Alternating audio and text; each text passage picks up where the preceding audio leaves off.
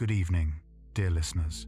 As you settle in for the night, prepare yourself for a journey into the greatest mystery in all of science. Tonight, we're going to explore the invisible universe, the vast cosmic ocean of darkness that surrounds everything we can see. We're going to talk about dark matter and dark energy, two mysterious forces that together make up 95% of everything that exists, yet remain stubbornly invisible, untouchable, and profoundly enigmatic. This is a story about the universe we thought we knew, and the universe that actually is. It's about galaxies that spin too fast, about space itself pushing outward with an inexplicable force, about scientists in underground laboratories searching for particles that may not exist, and about the humbling realization that everything we've ever seen, every star and planet and nebula, every atom in your body, represents just 5% of reality. Before we begin this cosmic adventure, I invite you to like this video and subscribe to give me more motivation to continue bringing you these explorations of our magnificent universe. And now, let's drift into the dream of exploring the vast cosmos together with AstroMind. So relax, breathe deeply, and let your mind wander into the invisible darkness that shapes our universe. Chapter 1. The universe we thought we knew. Let's start at the beginning, with the universe as we understood it for most of human history. When you look up at the night sky, what do you see? Stars. Thousands of them, scattered across the darkness like diamonds on velvet. For millennia, humans assumed that what we could see was all there was. The universe was made of matter, ordinary matter, the same stuff that makes up rocks and water and air and flesh. Stars were distant suns, galaxies were cities of stars, and everything followed the elegant laws of physics that Newton had written down centuries ago. But there was a problem, a small crack in this beautiful edifice of understanding. And like all great scientific revolutions, it started with an observation that didn't quite make sense. In the 1930s, a Swiss astronomer named Fritz Zwicky was studying the Coma cluster, a vast collection of galaxies bound together by gravity. Zwicky was measuring how fast these galaxies were moving, and what he found troubled him deeply. The galaxies were moving far too quickly. According to Newton's laws, galaxies moving that fast should have escaped the cluster's gravitational pull long ago, flying off into the void like stones from a sling. But they weren't escaping. They were held together, as if some invisible hand were keeping them in place. Zwicky did the math. To keep those galaxies bound together, the cluster would need far more mass than could be accounted for by all the visible stars and gas. In fact, there would need to be about 400 times more mass than what could be seen. It was an absurd conclusion, so absurd that Zwicky himself called it dunkel materie, dark matter, matter that gave off no light but exerted gravitational pull nonetheless. Most astronomers ignored Zwicky's finding. It was too strange, too radical. Perhaps he had made a mistake in his calculations. Perhaps there was ordinary matter we simply couldn't see yet, hiding in the darkness between the galaxies. But Zwicky's observation refused to go away. It lingered at the edges of astronomy, a puzzle waiting to be solved. 4 decades later, in the 1970s, an American astronomer named Vera Rubin made a discovery that would bring dark matter back from obscurity. Rubin was studying spiral galaxies, measuring how fast stars were orbiting around their galactic centers. She expected to find what Newton's laws predicted. Stars near the center should orbit quickly, while stars farther out should orbit more slowly. just as planets farther from the Sun orbit more slowly than those closer in. But that's not what she found. Instead, Rubin discovered that stars at the outer edges of galaxies were moving just as fast as stars near the center, sometimes even faster. The rotation curves, as they're called, were flat instead of declining. It was as if the galaxies were solid disks spinning at a constant rate, rather than collections of stars orbiting under gravity's pull. The implications were staggering. For stars to move that fast at such great distances from the galactic center, there had to be enormous amounts of additional mass extending far beyond the visible disk of the galaxy. And this mass, whatever it was, wasn't emitting any light. It was invisible, detectable only through its gravitational effects. Rubin had found compelling evidence for Zwicky's dark matter, and this time, the astronomical community paid attention. As more and more galaxies were studied, the pattern held. Every spiral galaxy showed the same flat rotation curve. Every elliptical galaxy had more mass than could be accounted for by stars and gas. Dark matter wasn't an anomaly in one or two systems. It was everywhere, woven into the very fabric of the cosmos. Galaxies, it turned out, were like icebergs. The bright stars we could see were just the tip, floating on vast halos of invisible matter that extended far beyond the visible edges. And the numbers were shocking. For every kilogram of ordinary matter in the universe, there appeared to be 5 or 6 kilograms of dark matter. This invisible substance wasn't a minor component or a rare curiosity. It was the dominant form of matter in the universe, outweighing everything we could see by more than 5 to 1. But what was it? That was the question that haunted physicists and astronomers. Dark matter wasn't simply ordinary matter that happened to be dark, like a cloud of cold gas or a collection of dead stars. Observations ruled out those possibilities. Whatever dark matter was, it had to be something entirely new, a form of matter never before encountered in any laboratory on Earth.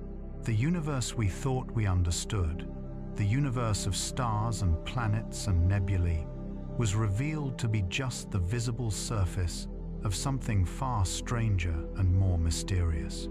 We were living in an ocean of darkness, and we'd only just begun to realize it. Chapter 2. The evidence accumulates.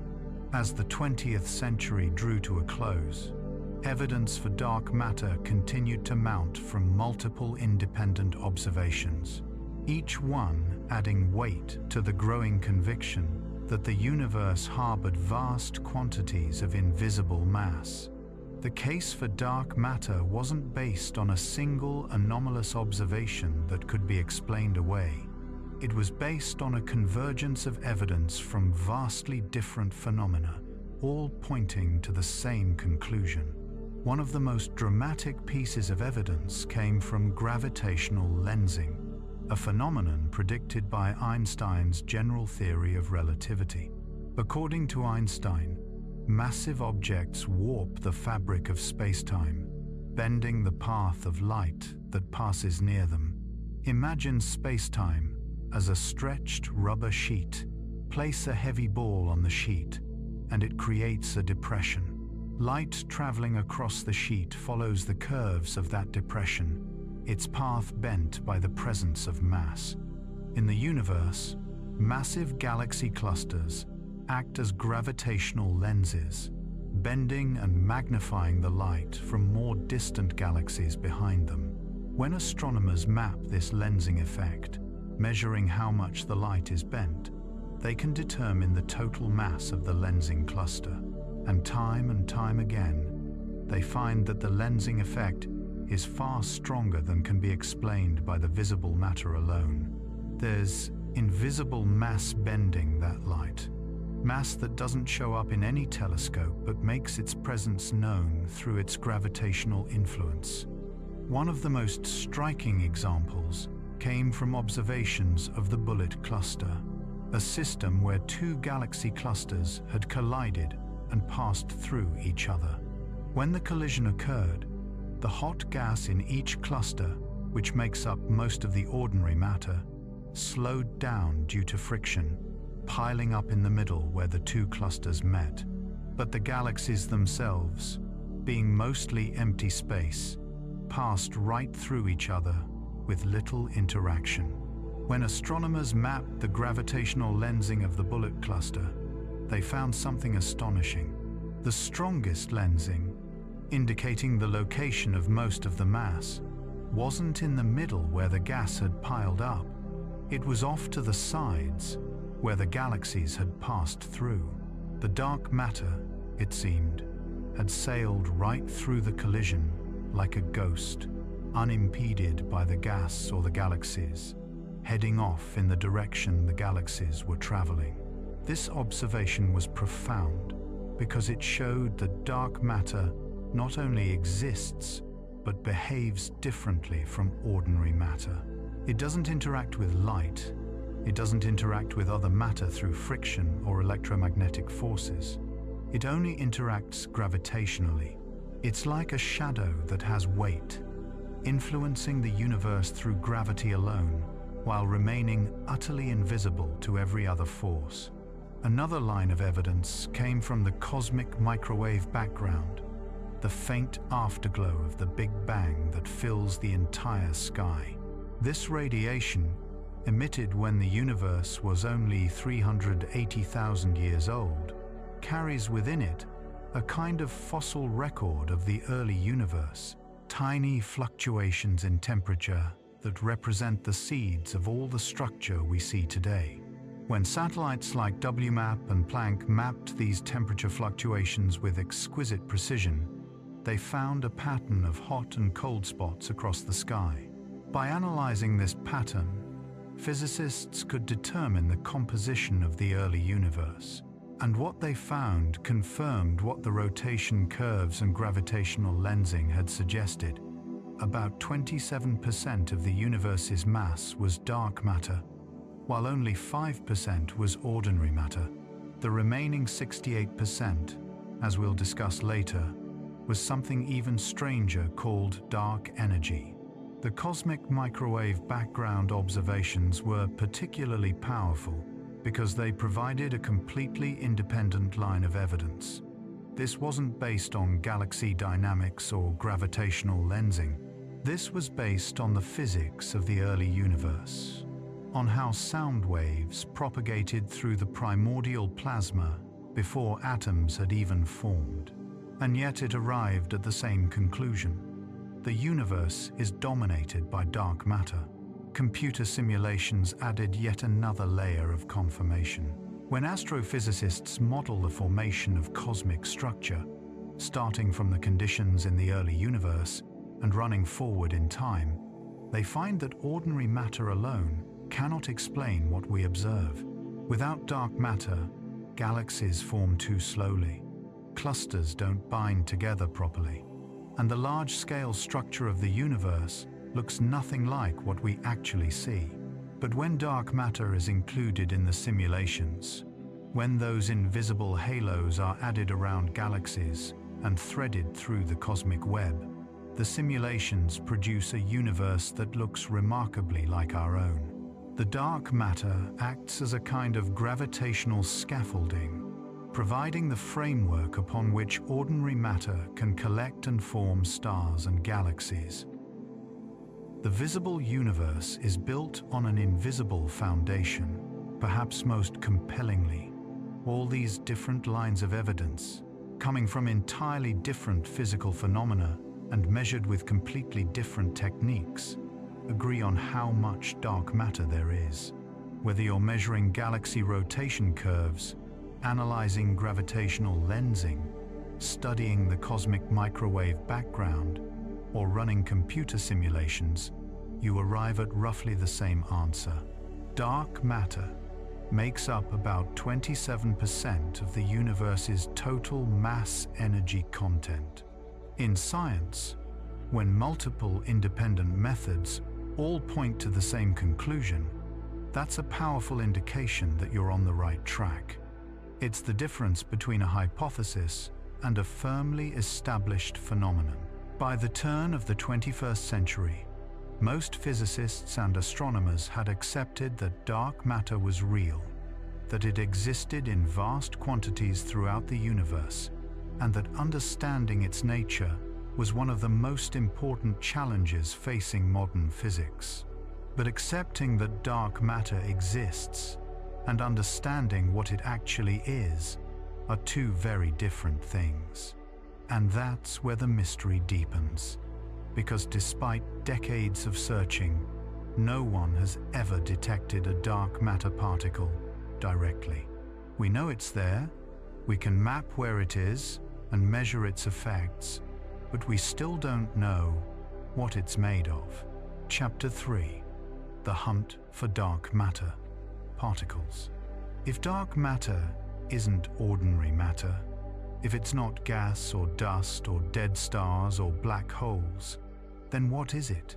The leading hypothesis, the one that has driven decades of experimental searches, is that dark matter consists of exotic particles that have never been seen before, particles that were created in the intense heat of the Big Bang and have been drifting through the universe ever since, invisible and barely interacting with anything. The most popular candidate for these particles goes by the acronym WIMP, which stands for Weakly Interacting Massive Particle. The name captures the essential features of what such a particle would need to be. It would need to be massive, meaning it has significant mass and therefore gravitational influence. And it would need to interact weakly, meaning it barely interacts with ordinary matter through anything other than gravity, passing right through normal atoms like a ghost through a wall. WIMPs have several appealing features that made them the prime suspect for dark matter. Theoretical physics, particularly a theory called supersymmetry, naturally predicts the existence of such particles. Supersymmetry is an elegant mathematical framework that proposes a symmetry between matter particles and force particles, and many supersymmetric models include stable massive particles that would have exactly the properties needed to be dark matter. Moreover, the amount of dark matter in the universe matches remarkably well with what you'd expect if it were made of WIMPs with certain properties.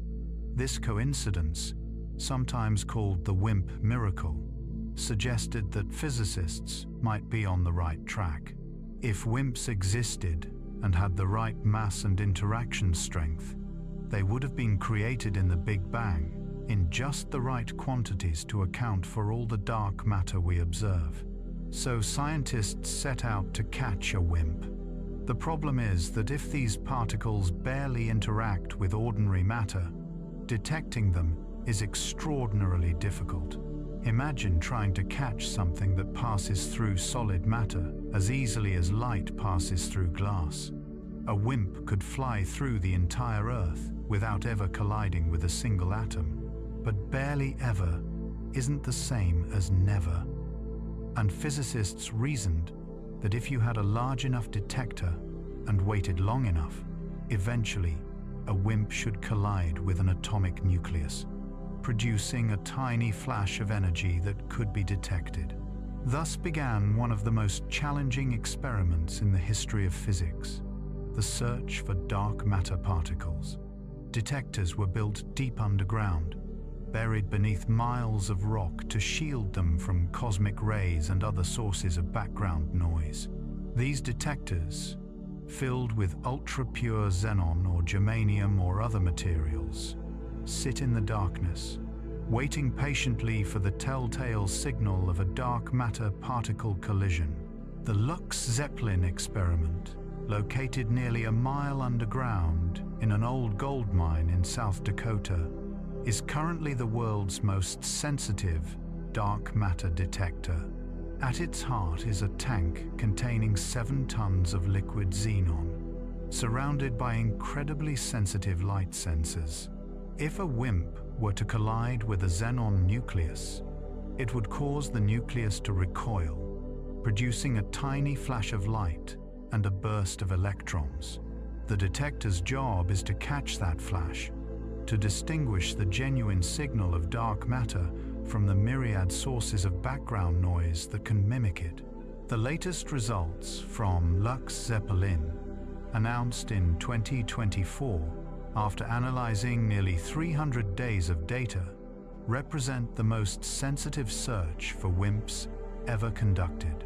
The experiment probed the possibility of dark matter particles with masses ranging from 9 times the mass of a proton up to thousands of times heavier. It searched for the faintest possible interactions, pushing the boundaries of detection technology to their limits. And it found nothing. No signal, no WIMPs. The silence was profound. This absence of evidence isn't quite evidence of absence, but it's deeply troubling for WIMP theory.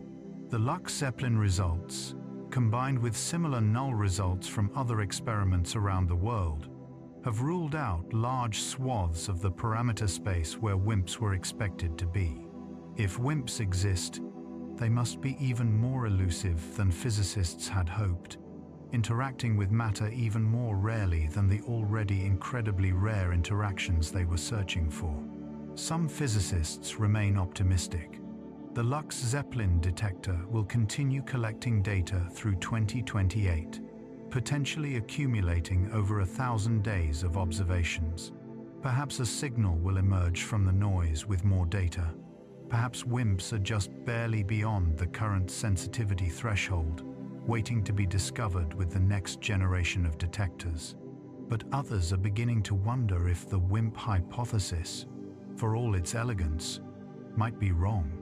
Perhaps dark matter isn't made of supersymmetric particles after all.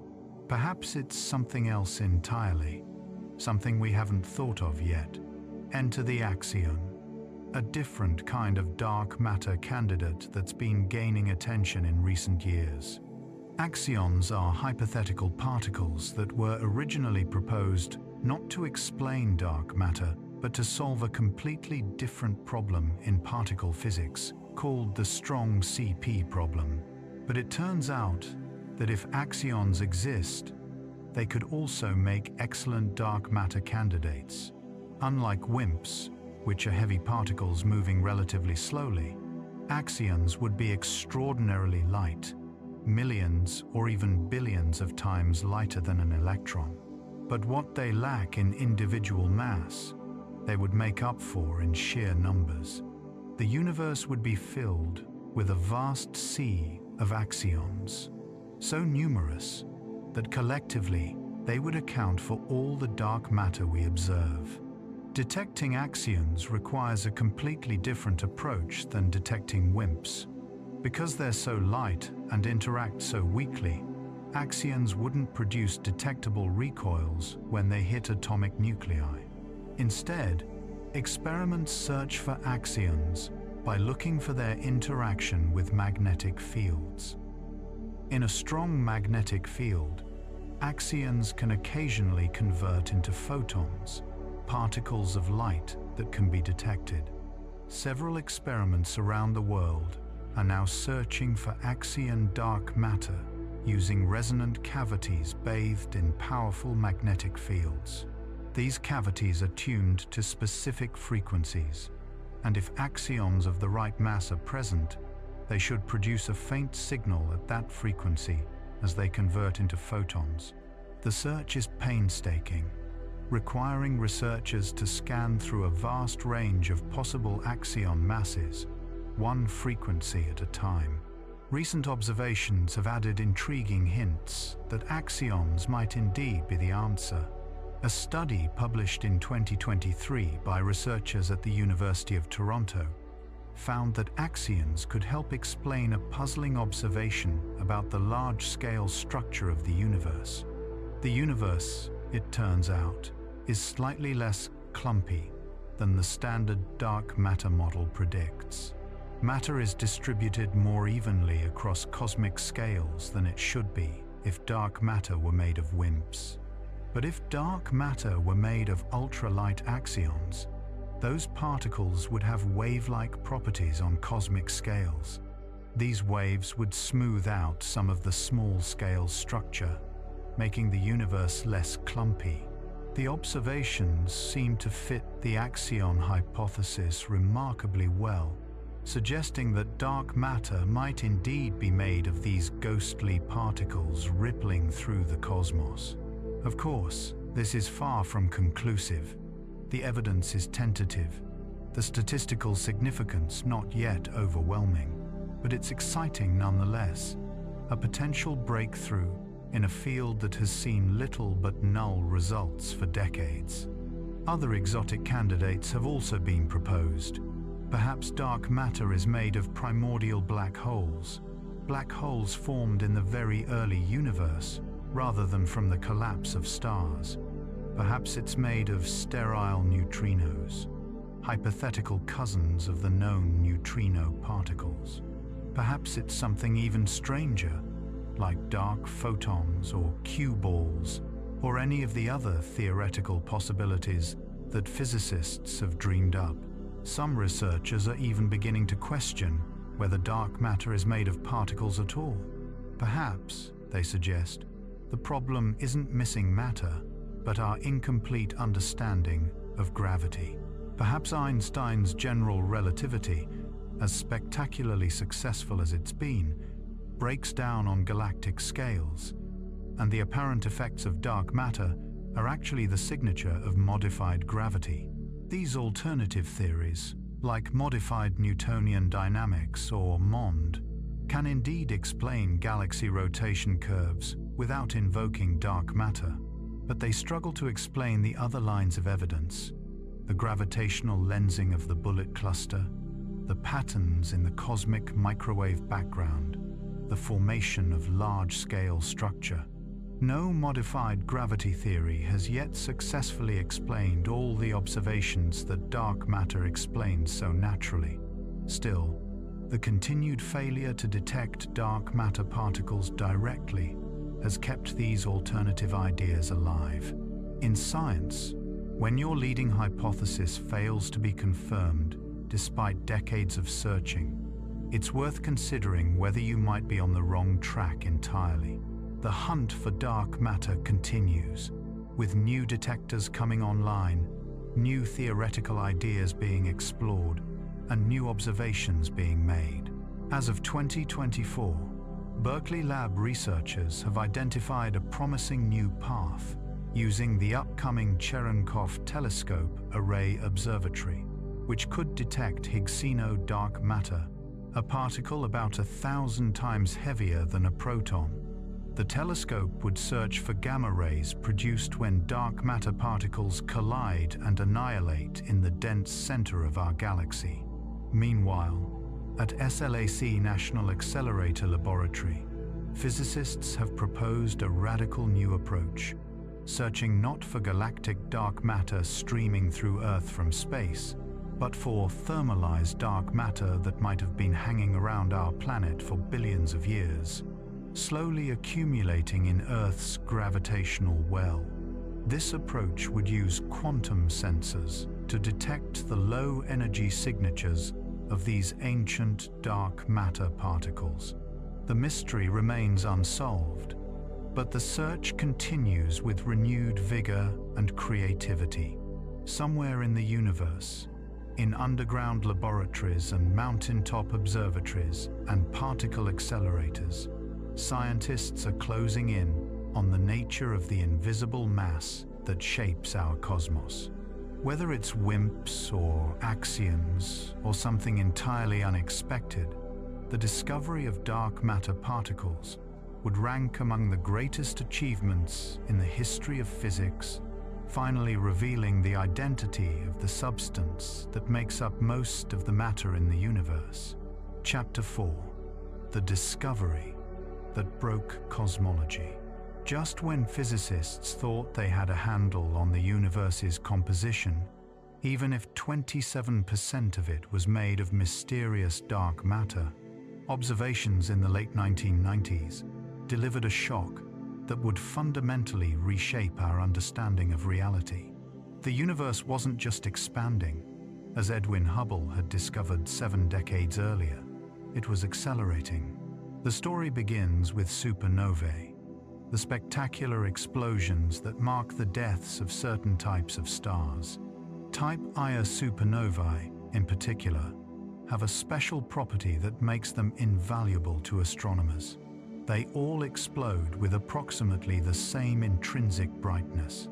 This makes them what astronomers call standard candles. If you know how bright something really is, and you measure how bright it appears to be, you can calculate how far away it must be. It's the same principle that lets you estimate the distance to a street lamp by how dim it looks. In 1998, 2 independent teams of astronomers, the Supernova Cosmology Project and the High Z Supernova Search Team, were using Type Ia supernovae to measure the expansion history of the universe. They were looking at supernovae in distant galaxies, explosions so far away that their light had been traveling through space for billions of years. By measuring the distances to these supernovae and comparing those distances to their redshifts, which indicate how much the universe has expanded since the light was emitted, the teams could determine whether the universe's expansion was slowing down over time, as expected. Everyone assumed the expansion would be slowing. After all, the universe is filled with matter, and matter attracts through gravity.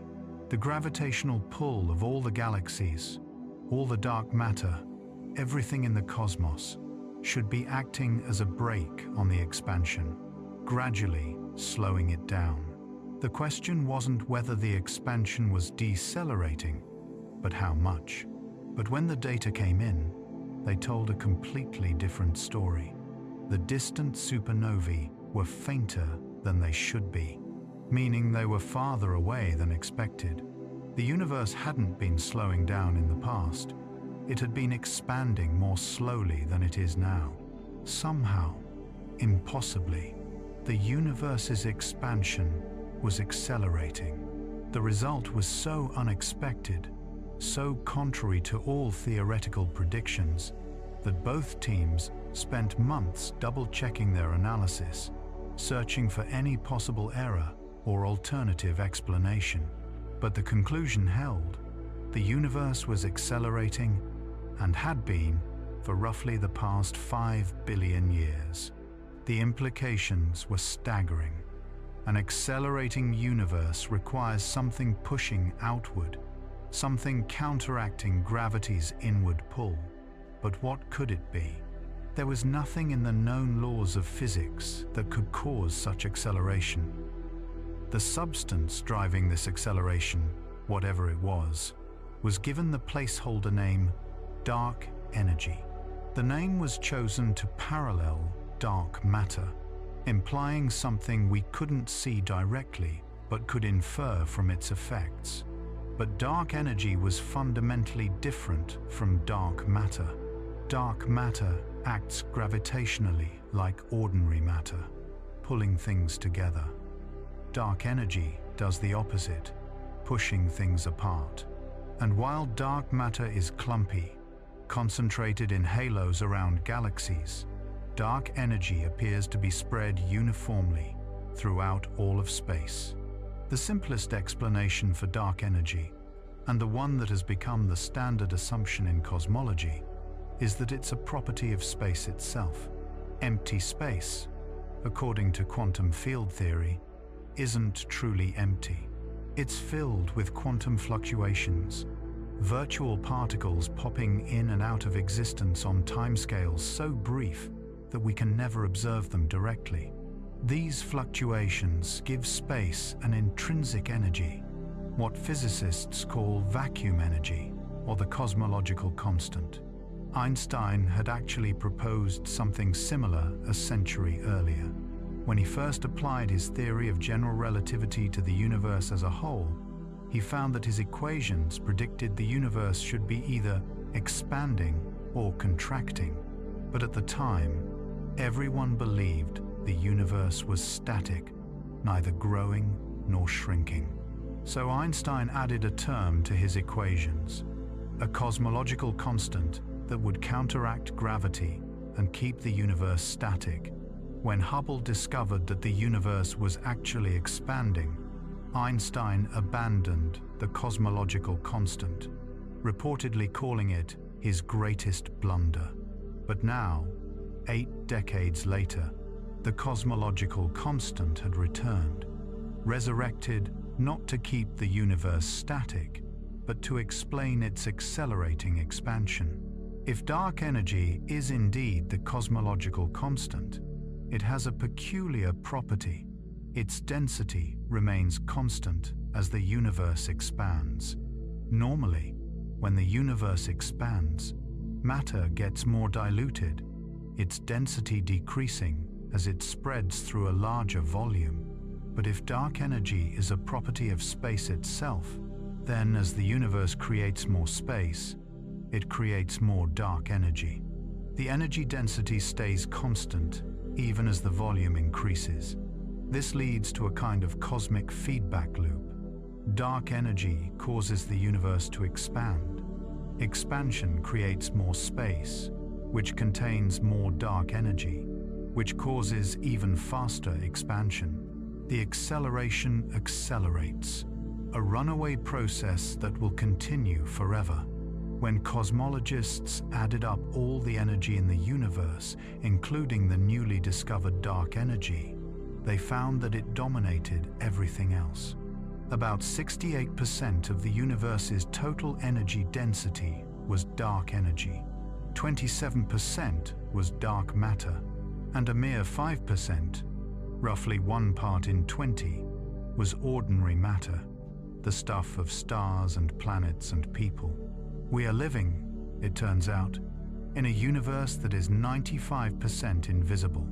Everything we've ever seen, from the nearest atom to the most distant galaxy, represents just a tiny fraction of what's really out there. The universe is an ocean of darkness, with the visible matter floating on its surface like foam on the sea. The discovery of dark energy, coming just as physicists were beginning to get comfortable with dark matter, was profoundly unsettling. It suggested that our understanding of the universe was even more incomplete than we'd realized. We didn't just have one major mystery to solve. We had two, and the second was even stranger than the first. Moreover, the existence of dark energy raised troubling questions. If space has energy, then according to quantum field theory, we should be able to calculate how much energy it has. When physicists try to do this calculation, they get an answer that's wrong by a factor of about 10 to the power of 120, a 1 followed by 120 zeros. It's the worst prediction in the history of physics, perhaps the worst prediction possible. This enormous discrepancy between theory and observation is known as the cosmological constant problem, and it's one of the deepest mysteries in all of physics. Why does space have exactly the amount of energy it does, and not vastly more, as the theory predicts? No one knows. It's possible, even likely, that we're missing something fundamental about how the universe works. The discovery of dark energy earned Saul Perlmutter, Brian Schmidt, and Adam Rees the Nobel Prize in Physics in 2011. But rather than closing a chapter in our understanding of the universe, it opened a new one, revealing depths of mystery we hadn't even suspected were there. Chapter 5. Is dark energy constant? For a quarter of a century, since the discovery of cosmic acceleration in 1998, most cosmologists have assumed that dark energy is constant, unchanging across both space and time. This assumption, embodied in what's called the lambda CDM model, lambda for the cosmological constant, CDM for cold dark matter, has been the standard model of cosmology, successfully explaining a vast array of observations. But in 2024, that consensus began to crack. New data from the Dark Energy Spectroscopic Instrument, or DESI, suggested something that many physicists thought impossible. Dark energy might be evolving, changing its strength over cosmic time. DESI is a remarkable instrument mounted on the Mayall telescope at Kitt Peak National Observatory in Arizona. Its purpose is to map the large-scale structure of the universe with unprecedented detail, measuring the positions and distances of millions of galaxies and quasars across 11 billion years of cosmic history. The instrument can observe 5,000 galaxies simultaneously, building up a three-dimensional map of how matter is distributed throughout the universe. The key to DESI's power lies in something called baryon acoustic oscillations, or BAO for short. In the very early universe, before atoms had formed, the cosmos was filled with a hot plasma of protons, electrons, and photons, all coupled together. Sound waves rippled through this plasma, creating alternating regions of higher and lower density. When the universe cooled enough for atoms to form, these sound waves froze in place, leaving an imprint on how matter is distributed. Today, that imprint survives as a characteristic scale in the clustering of galaxies. Galaxies tend to be separated by about 490 million light-years. The distance sound could travel in the early universe before the music stopped. This scale, the BAO scale, acts as a cosmic ruler. By measuring how large this scale appears at different distances, astronomers can determine how much the universe has expanded over time, and crucially, how the expansion has accelerated. If dark energy is constant, the expansion should accelerate at a steady rate. But if dark energy is changing, the expansion history will look different. DESI's measurements, which probe the universe's expansion across billions of years, can detect these differences.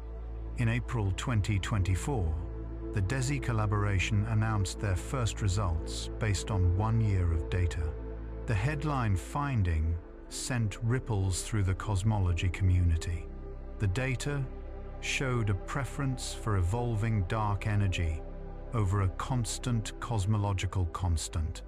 At 99.99% confidence, nearly 4 sigma in statistical terms.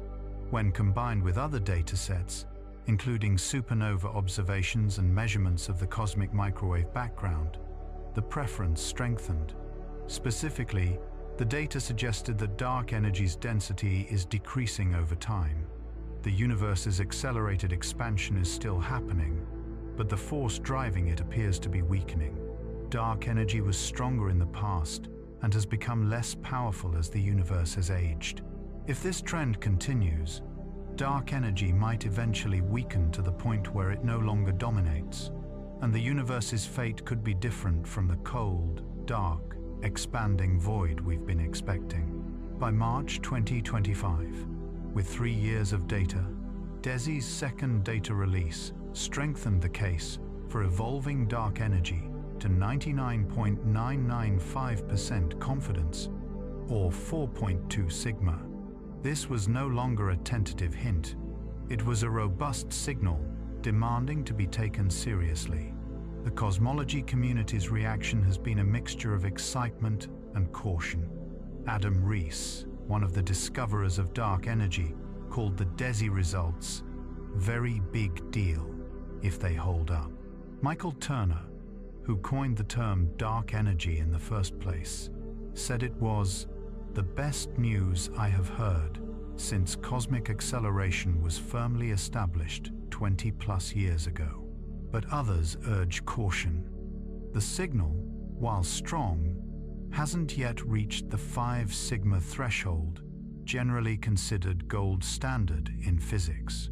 Other surveys, like the Dark Energy Survey and the Atacama Cosmology Telescope, have found similar hints when their data is combined with DESI's but some show only weak preferences for evolving dark energy when analyzed alone. The consensus is building, but it's not yet universal. Moreover, there's a theoretical concern that some physicists find deeply troubling. The DESI data, when fit with certain simple models of evolving dark energy, seems to suggest that dark energy's equation of state, a parameter called W, might cross below -1 at certain epochs in cosmic history.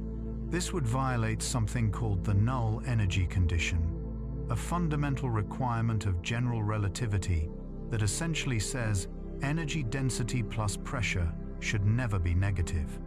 Violating the null energy condition would be revolutionary, to put it mildly. It would suggest physics beyond general relativity, entirely new phenomena that don't fit into our current theoretical framework. Some physicists are excited by this prospect. Others are skeptical, suspecting that the apparent violation is an artifact of using overly simple models that don't capture the true behavior of dark energy. Paul Steinhardt, a cosmologist at Princeton, argues that more sophisticated models can fit the DESI data without violating any fundamental physics principles. The key is using curved fits for how dark energy changes over time, rather than simple linear models. When you do that, the apparent violation goes away, and what you're left with is dark energy that weakens toward, but never crosses, the critical -1 boundary. If dark energy is indeed evolving, what could explain it? The cosmological constant, by definition, is constant. If dark energy changes over time, it must be something else, something dynamic. Physicists call such possibilities quintessence, or dark energy fields, imagining dark energy not as a fixed property of space, but as a field that pervades space and can change its value over time. One particularly intriguing possibility involves axions, the same ultralight particles that are candidates for dark matter. Some theoretical models propose that an axion-like field could be responsible for dark energy, with the field's energy density slowly declining as the universe expands. These models can naturally produce the kind of evolving dark energy that DESI seems to be detecting. Another possibility is that dark energy isn't a single phenomenon at all, but rather a composite effect arising from multiple sources. Perhaps there's both a cosmological constant and a dynamic field, with the field's energy declining while the constant remains fixed.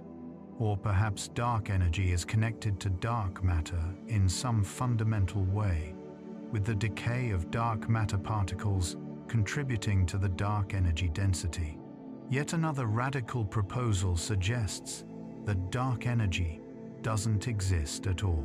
The timescape model, published in December 2024, proposes that the apparent acceleration of the universe is actually an illusion created by how we measure time and distance.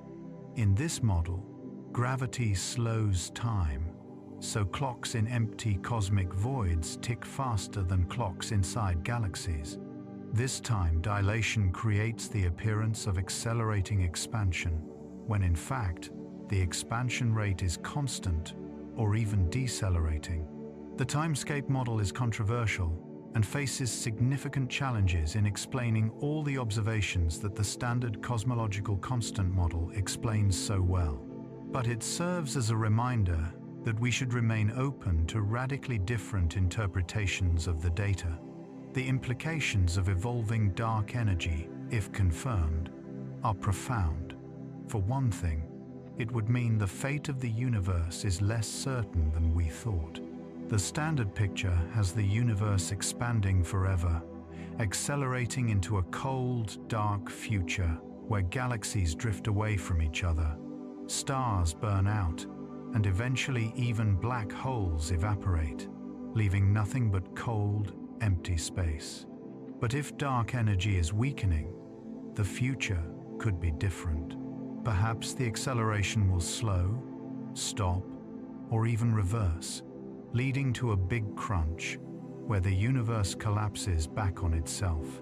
More immediately, evolving dark energy would require a complete overhaul of our theoretical understanding. The cosmological constant is simple, elegant, and fits naturally into Einstein's equations. A dynamic dark energy field requires new physics, new particles or fields we haven't discovered yet, and a deeper understanding of why the universe behaves as it does. The DESI collaboration continues to collect data, aiming for a final dataset containing spectra of 40 million galaxies and quasars by the time the survey concludes. Each new observation refines the measurements, tightening the constraints on dark energy's behavior.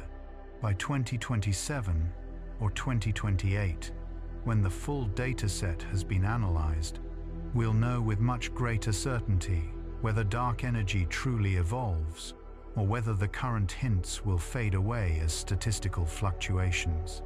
Other upcoming surveys will provide independent checks.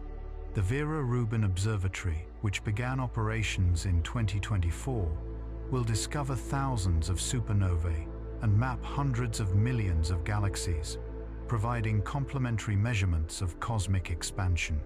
The Euclid Space Telescope, launched by the European Space Agency, is measuring galaxy positions and weak gravitational lensing across a third of the sky, offering yet another window on dark energy's properties.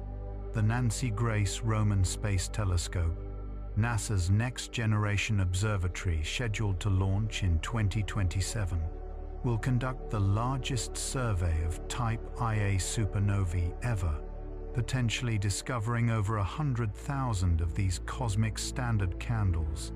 It will also measure baryon acoustic oscillations and gravitational lensing, providing 3 independent probes of dark energy, all from a single instrument. These next few years promise to be transformative for cosmology. Either the hints of evolving dark energy will strengthen into a confirmed discovery, forcing a revolution in our understanding of the universe, or they'll weaken and disappear, reaffirming the cosmological constant as the correct description of dark energy. Either outcome will teach us something profound about the nature of reality. Chapter 6: The Cosmic Web and Dark Matter's Architecture. To truly understand dark matter, we need to think beyond individual galaxies and consider the universe at its largest scales. When you zoom out far enough, when you look at the positions of millions of galaxies spread across billions of light years, a stunning pattern emerges. The universe isn't uniform. It's structured, woven into an intricate tapestry called the cosmic web. Imagine the universe as a vast three-dimensional network of filaments, like the neural pathways in a brain or the strands of a spider web. Along these filaments, galaxies are strung like beads on cosmic strings. Where multiple filaments intersect, you find massive galaxy clusters, the densest concentrations of matter in the universe. Between the filaments lie enormous voids, vast regions of space largely empty of galaxies, where the darkness is almost complete. This cosmic web structure is a direct consequence of dark matter. In the very early universe, matter was distributed almost uniformly, with only tiny fluctuations in density from place to place. But gravity amplified these fluctuations. Regions that were slightly denser than average pulled in more matter, becoming denser still. Regions that were slightly less dense lost matter to their denser neighbors, becoming emptier. Over billions of years, this process created the cosmic web we see today. Dark matter played the crucial role in this process. Because dark matter doesn't interact with light or ordinary matter through electromagnetic forces, it could begin clumping together much earlier than ordinary matter. while ordinary matter was still coupled to photons in the early universe. Heated and smoothed by radiation pressure, dark matter was already collapsing under gravity, forming the gravitational potential wells into which ordinary matter would later fall. Computer simulations of cosmic structure formation, run on some of the world's most powerful supercomputers, have reproduced the cosmic web in stunning detail. These simulations start with the conditions in the early universe as determined from cosmic microwave background observations, and then evolve forward in time, calculating how dark matter and ordinary matter respond to gravity. The simulations produce universes that look remarkably like our own, with filaments, clusters, and voids in all the right places and with the right statistical properties. The Millennium simulation, run in 2005, followed the evolution of over 10 billion particles, representing dark matter across a cubic region of space, 400 million light-years on a side. It required more than 1 month of computing time on a supercomputer and generated 25 terabytes of data. The results showed the cosmic web forming naturally from gravitational collapse, with dark matter halos at every scale, from small galaxies to massive clusters. More recent simulations have pushed even further. The illustrious TNG simulation, completed in 2018, modeled not just dark matter, but also the behavior of ordinary matter, including gas dynamics, star formation, black hole growth, and supernova explosions. It followed the universe's evolution from 400,000 years after the Big Bang to the present day, capturing the formation of individual galaxies within the larger cosmic web structure. These simulations reveal that dark matter halos have a characteristic structure. They're denser in the center and more diffuse at the edges, following what's called an NFW profile, after the 3 physicists, Navarro, Frank, and White, who first described it. Most galaxies, including our own Milky Way, are embedded in dark matter halos that extend far beyond the visible edge of the galaxy, sometimes stretching hundreds of thousands of light-years into space. Within these halos, dark matter isn't smooth. It's lumpy, filled with smaller subhalos, dark matter clumps that fail to form stars and remain purely dark. Some of these subhalos contain small satellite galaxies, the dwarf galaxies that orbit larger galaxies like the Milky Way. But most subhalos are thought to be completely dark, containing only dark matter with no visible stars or gas.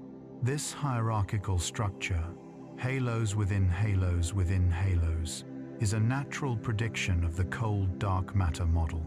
Dark matter particles formed in the early universe were moving slowly, cold in the language of physicists. This allowed them to clump together on small scales first, with larger structures forming later through the merger of smaller halos. It's bottom-up structure formation, building the cosmos from the smallest scales upward. But there's a puzzle lurking in this otherwise successful picture. The simulations predict that there should be thousands of small dark matter subhalos orbiting within the Milky Way's dark matter halo. But we only see a few dozen dwarf satellite galaxies. Where are all the missing subhalos? Either they're out there but completely dark, containing no stars at all, or the predictions are wrong and there aren't as many subhalos as the simulations suggest. This is called the missing satellites problem, and it's one of several small-scale tensions between cold dark matter theory and observations. Another is the core cusp problem. Simulations predict that dark matter halos should have a density cusp, becoming extremely dense at the very center. But observations of some small galaxies suggest they have density cores instead, with relatively flat density profiles in the middle. These tensions might indicate that our understanding of dark matter is incomplete. Perhaps dark matter has interactions beyond gravity that we haven't accounted for, what physicists call self-interacting dark matter. If dark matter particles can occasionally collide with each other, those collisions could transfer heat and momentum, smoothing out the densest regions and creating cores instead of cusps. Or perhaps the problem lies not with dark matter, but with our understanding of how galaxies form. Supernova explosions, for instance, can blow gas out of small galaxies, and this mass loss could flatten the dark matter density profile in the center. Recent simulations that include more realistic models of star formation and feedback from supernovae have shown that these processes can indeed create cores in some galaxies, potentially solving the core cusp problem without needing to modify dark matter physics. The cosmic web itself continues to surprise us. Recent observations have detected not just the filaments themselves, but also the intergalactic medium, the hot, tenuous gas that flows along the filaments between galaxies. This gas, heated to millions of degrees by falling into dark matter filaments, emits faint X-rays and leaves imprints on the cosmic microwave background through a process called the Sunyaev-Zeldovich effect. In 2019, astronomers managed to directly image a dark matter filament for the first time, using weak gravitational lensing to map the invisible dark matter connecting two galaxy clusters over 50 million light-years apart. The image showed a clear bridge of dark matter linking the clusters, exactly as simulations had predicted. It was a striking confirmation that the cosmic web isn't just a theoretical construct, but a physical reality. More recently, in 2023, astronomers using the James Webb Space Telescope discovered some of the earliest cosmic structures, filaments of galaxies forming when the universe was less than 1 billion years old. These observations show that the cosmic web began assembling remarkably early, with dark matter pulling galaxies together into large-scale structures before the universe was even 1/10 its current age. Understanding the cosmic web and its dark matter scaffolding is crucial for understanding cosmic evolution. The web channels gas from the voids into the filaments and eventually into galaxy clusters, feeding star formation and shaping where galaxies form. It determines which galaxies will merge and when, influencing the growth of supermassive black holes at galactic centers. It even affects the formation of the first stars in the universe, which formed in the earliest dark matter halos, when the cosmos was just a few 100 million years old. The cosmic web is dark matter's most visible legacy, the grand architecture it imposed on the universe. And as our observations become more detailed, as we map more galaxies and probe deeper into cosmic history, that architecture reveals itself in ever finer detail, a testament to the invisible substance that shapes everything we see. Chapter 7. Dark Matter in Our Galaxy. Dark matter isn't just something that exists in distant galaxy clusters or pervades the cosmic web. It's here, right now, all around us. The Milky Way is embedded in a vast halo of dark matter, and the Earth is moving through that halo as we orbit the galactic center. Every second, billions upon billions of dark matter particles pass through your body, through the Earth, through everything, as invisible and intangible as ghosts. The Milky Way's dark matter halo extends far beyond the visible disk of stars. While the disk of our galaxy is about 100,000 light-years across, the dark matter halo stretches perhaps 600,000 light-years or more. Most of the galaxy's mass, roughly 90% of it, is dark matter. The visible stars, all 400 billion of them, are just a minor component, floating in an ocean of darkness. We can map this dark matter halo by studying how it affects the motion of stars and gas. Stars in the outer parts of the galaxy orbit the galactic center at speeds that reveal the total mass enclosed within their orbits. By measuring these speeds at different distances, astronomers can determine how mass is distributed throughout the galaxy, both the visible matter and the dark. These measurements show that the dark matter halo is roughly spherical, or perhaps slightly flattened like a squashed ball. It rotates slowly, much more slowly than the disk of stars, meaning most dark matter particles are on elongated, plunging orbits rather than nice circular ones. Some dark matter particles pass through the galactic disk, some orbit in the outer reaches of the halo, and some follow complex paths that take them throughout the entire structure. As the solar system orbits the galactic center at about 230 kilometers per second, we're moving through this sea of dark matter at roughly the same speed. In the reference frame of the dark matter halo, the Sun and Earth are like ships sailing through a cosmic ocean. We're encountering a wind of dark matter particles, all streaming past us in the direction opposite our motion. This dark matter wind is what direct detection experiments are trying to sense.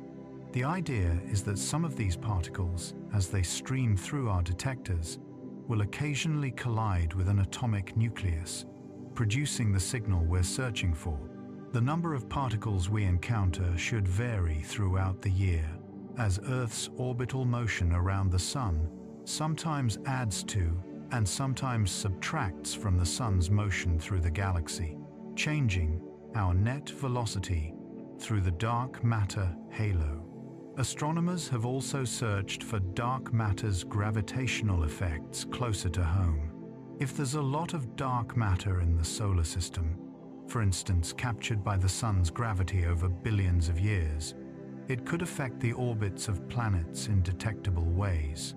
So far, no such effects have been seen, placing limits on how much dark matter could be concentrated in our immediate vicinity. There's also the intriguing question of whether dark matter might accumulate inside planets and stars. As dark matter particles pass through these bodies, occasionally one will lose just enough energy in a collision to become gravitationally bound, falling back and potentially settling into the center. Over billions of years, this could build up significant concentrations of dark matter in the cores of planets and stars. Some physicists have speculated that dark matter accumulation in the Sun or in Earth might produce observable effects.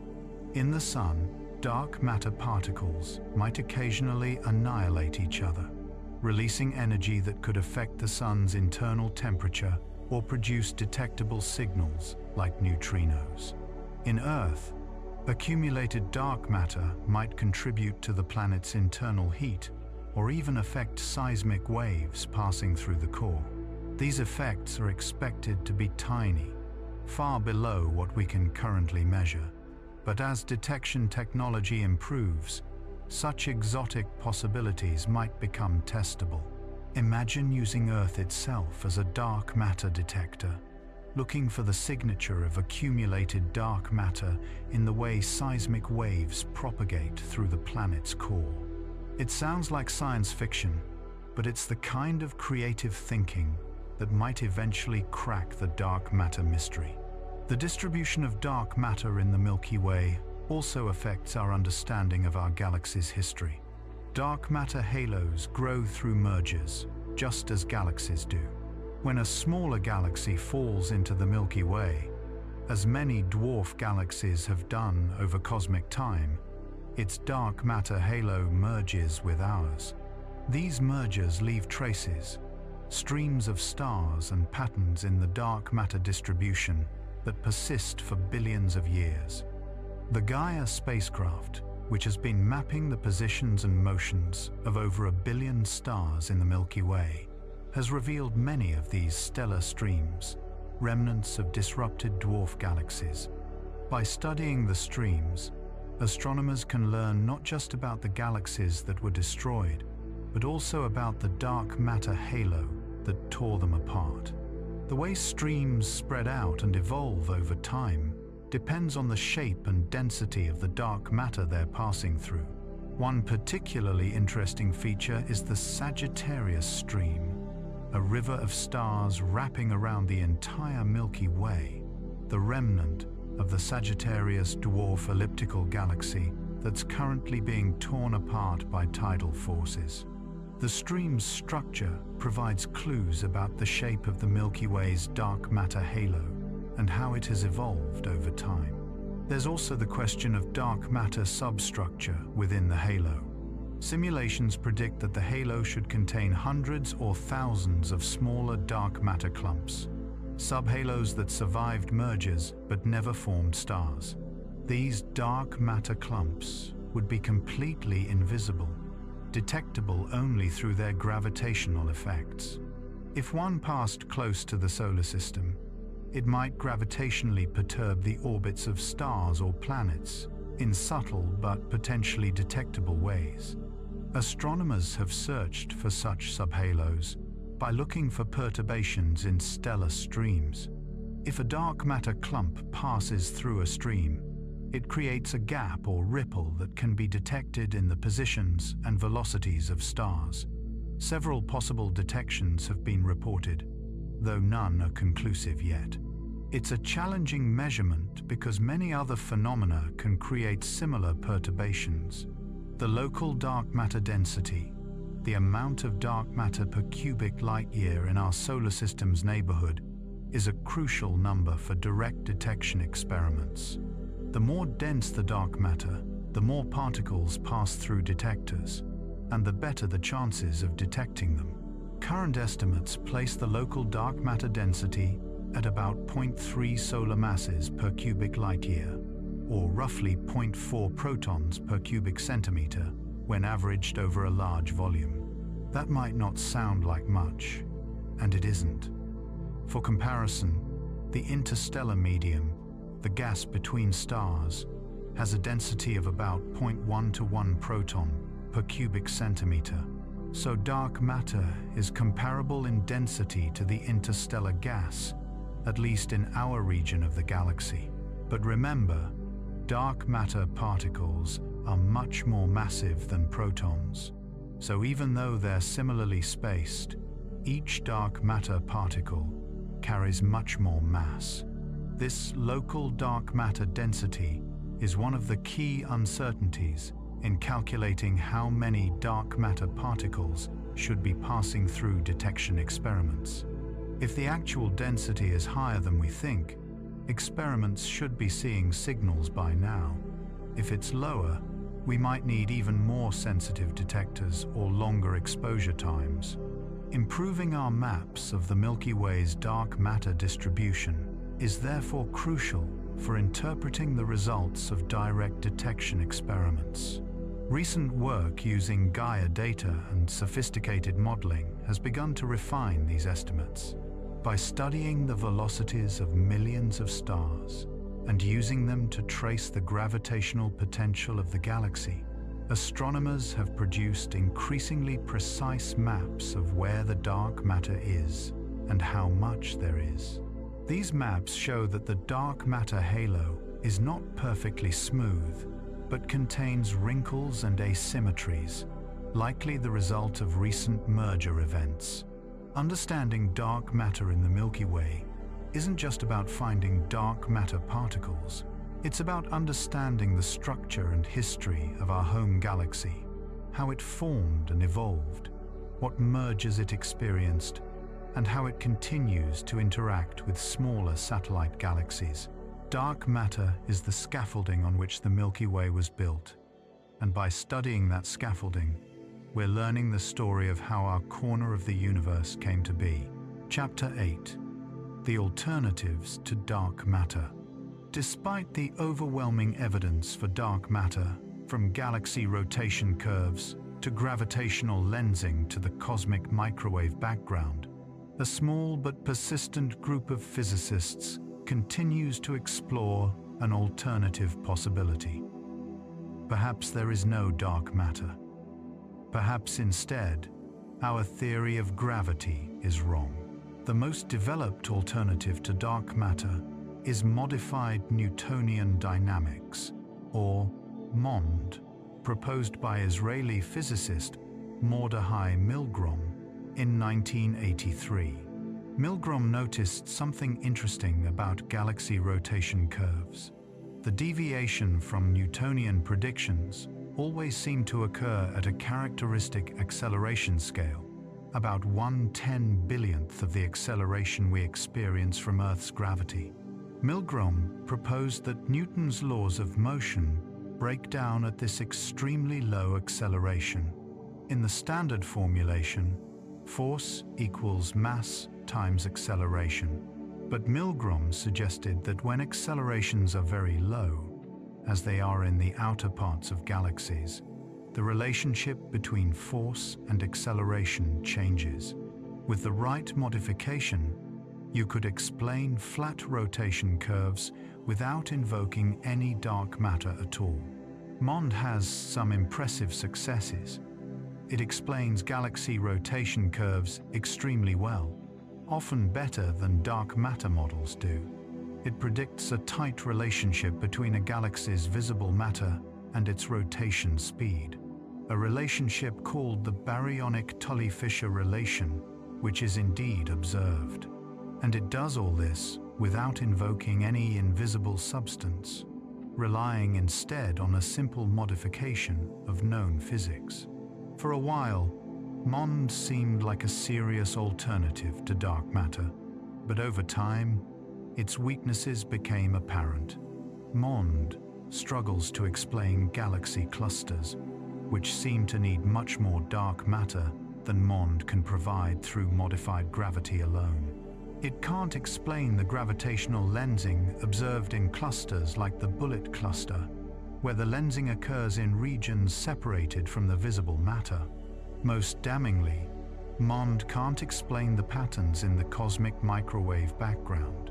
Those patterns, the hot and cold spots in the primordial radiation, depend critically on how much matter of different types existed in the early universe. Dark matter leaves a specific imprint, and that imprint is seen in the data. MOND, with no dark matter, predicts completely different patterns that don't match observations. Attempts have been made to create relativistic versions of MOND that could handle cosmological observations. The most developed is TVES, Tensor Vector Scalar Gravity, proposed by physicist Jacob Bekenstein. TVES is a full relativistic theory of gravity that reduces to MOND in the appropriate limit and can potentially explain cosmological observations. But TVES is complicated, requiring multiple additional fields beyond what general relativity needs, and even it struggles with some observations. Other modified gravity theories have been proposed.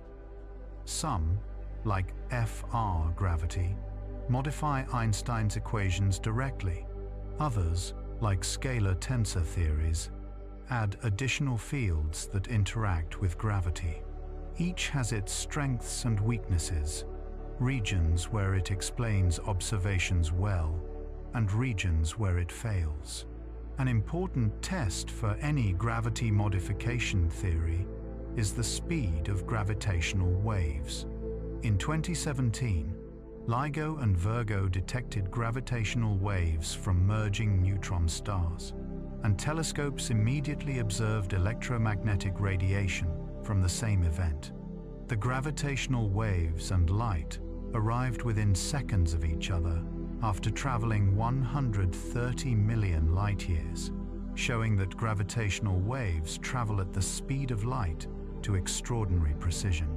This observation ruled out large classes of modified gravity theories that predicted gravitational waves should travel at different speeds than light. It didn't kill all alternatives to dark matter, but it severely constrained them, eliminating many of the most popular proposals.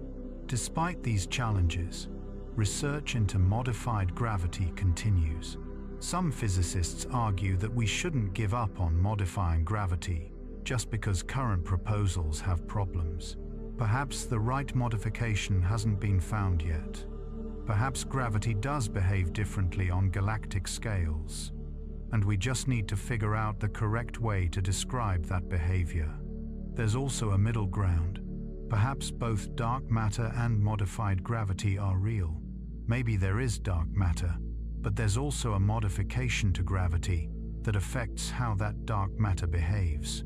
Some theories propose interactions between dark matter and gravity that go beyond simple gravitational attraction, potentially explaining observations that pure dark matter or pure modified gravity can't handle alone. The chameleon field is one such idea. It proposes a field that permeates space and affects gravity, but its strength depends on the local matter density. In dense environments like the solar system, the field's effects are suppressed, so gravity behaves normally. But in the low-density environments of galaxy outskirts, the field becomes important, modifying gravitational behavior in ways that could mimic dark matter. Another intriguing possibility is emergent gravity. The idea that gravity isn't a fundamental force at all, but rather an emergent phenomenon arising from deeper physics, perhaps from quantum entanglement of matter fields. In this view, what we call dark matter might be an emergent effect as well, arising naturally from how information is distributed in the universe. This is highly speculative, but it represents the kind of radical rethinking some physicists believe might be necessary. The debate between dark matter and modified gravity isn't purely academic. It goes to the heart of how science works. When observations don't match predictions, you can either modify your theory or propose new entities. Both approaches have been successful in the history of physics. Sometimes observations of unexpected behavior led to modifications of existing theories, like Einstein's modification of Newtonian gravity. Other times, they led to the discovery of new particles or phenomena, like the neutrino, which was proposed to explain missing energy in nuclear reactions and later detected directly. With dark matter, we're proposing a new form of matter, but we haven't detected it directly, despite decades of searching. With modified gravity, we're proposing a modification to our most successful theory of gravity, but we can't make it work for all observations. Both approaches face significant challenges, and the final answer might involve elements of both or something else entirely that we haven't thought of yet. The majority of physicists currently believe dark matter is the correct explanation. The evidence is simply too strong from too many independent sources. But the continued failure to detect dark matter particles directly, combined with some persistent small-scale puzzles, keeps the modified gravity alternative alive. And in science, minority positions can sometimes turn out to be right.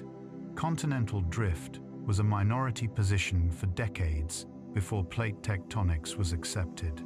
Quantum mechanics was resisted by many physicists, including Einstein, before it became the foundation of modern physics.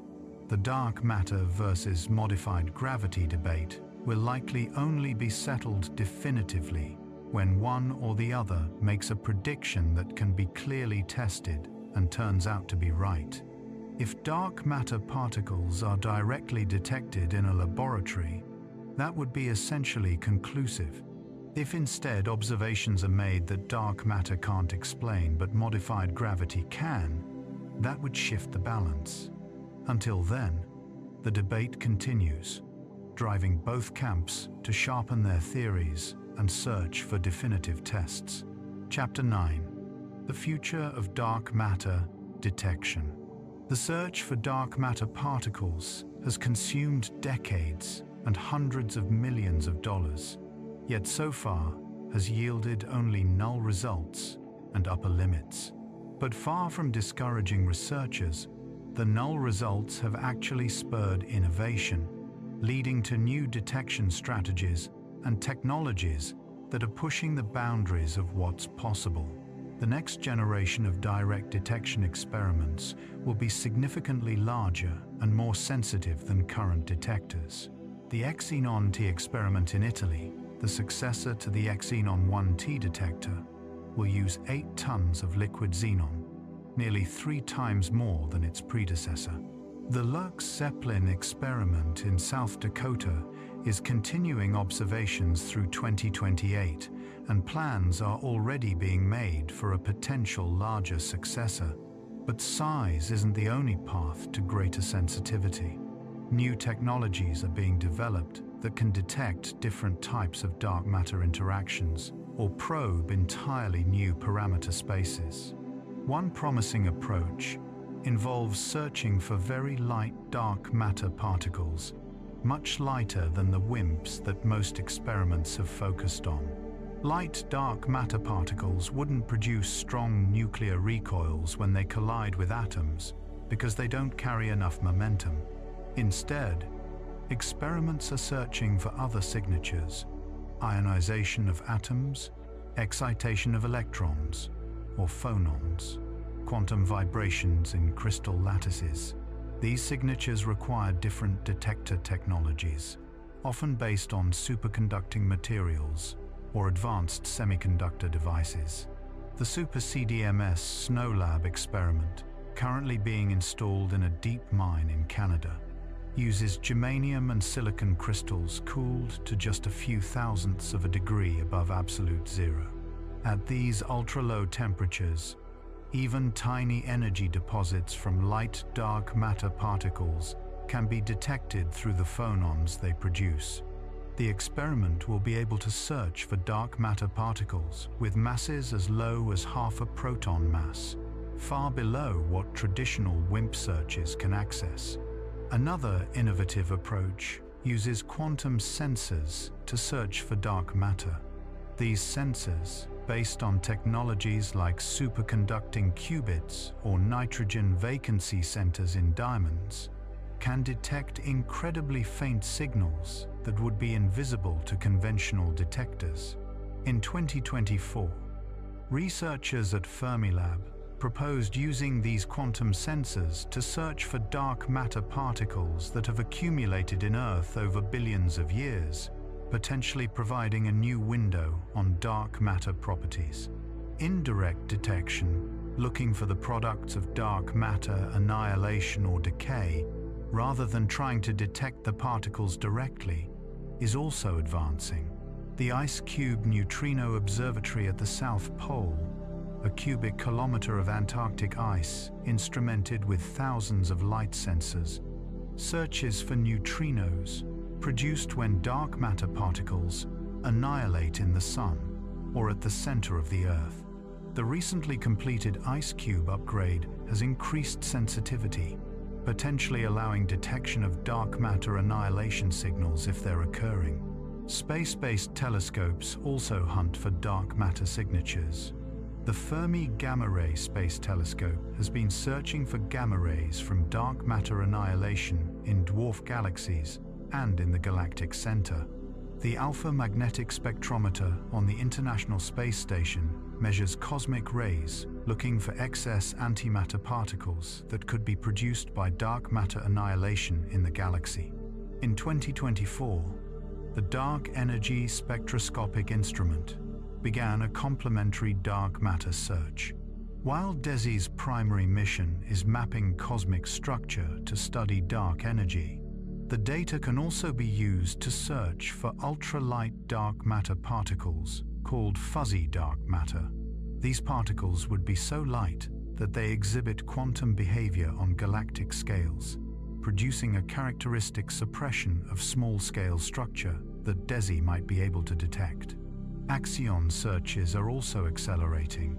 The ADMX experiment at the University of Washington has been searching for axions for over 2 decades, steadily improving its sensitivity and scanning through possible axion masses. Recent upgrades have allowed ADMX to search at higher masses with better sensitivity than ever before. Other Axion experiments, like Haystack, Organ, and CAP, are exploring different mass ranges and using different technologies. A particularly exciting development is the proposal to search for axions using gravitational wave detectors. LIGO and Virgo, normally used to detect gravitational waves from merging black holes and neutron stars, might also be sensitive to axions through their effect on the laser light used in the detectors. This would turn existing billion-dollar facilities into dark matter detectors essentially for free, potentially probing axion parameter space that would be difficult to access with dedicated axion experiments. Collider searches provide yet another approach. The Large Hadron Collider at CERN, which discovered the Higgs boson in 2012, also searches for signatures of dark matter production in particle collisions. If dark matter particles can be created in high-energy collisions, they would carry away energy invisibly, showing up as missing energy in the detector. So far, no clear signals have been seen, but the searches continue, placing increasingly stringent limits on how dark matter might interact with ordinary matter. There's also growing interest in searching for macroscopic dark matter that isn't made of individual particles but rather of larger composite objects. One possibility is dark matter nuggets, bound states of dark quarks, analogous to how ordinary quarks are bound into protons and neutrons. These nuggets could be quite massive, perhaps millions or billions of times heavier than a proton, but they would be extremely rare. Detecting such objects would require completely different techniques. Rather than looking for rare interactions in underground detectors, you'd look for the passage of a macroscopic dark matter object through a detector or even through the Earth. Several experiments have been proposed to search for such objects using seismometers to detect the shock wave they'd create passing through rock, or using networks of sensors to detect their passage through the atmosphere. Another exotic possibility being explored is dark photons, hypothetical particles that mediate interactions between dark matter particles, just as ordinary photons mediate electromagnetic interactions. Dark photons, if they exist, might occasionally mix with ordinary photons, making them potentially detectable. Experiments, like the Light Dark Matter E-experiment, LDMX, at SLAC, are specifically designed to search for these particles. Machine learning and artificial intelligence are also being applied to dark matter searches. Neural networks are being trained to identify dark matter signals in noisy data, potentially finding patterns that human analysts might miss. AI is also being used to optimize detector designs and search strategies, helping researchers figure out where to look and how best to configure their experiments. The diversity of these approaches reflects both the ingenuity of the scientific community and the uncertainty about what dark matter actually is. Nobody knows what mass range to focus on, what types of interactions to look for, or even whether dark matter is made of particles at all. So researchers are casting a wide net, trying many different approaches in hopes that one will finally succeed. There's a sense that we're entering a new era in dark matter searches. The old paradigm, building ever larger detectors to search for WIMPs, has largely been exhausted.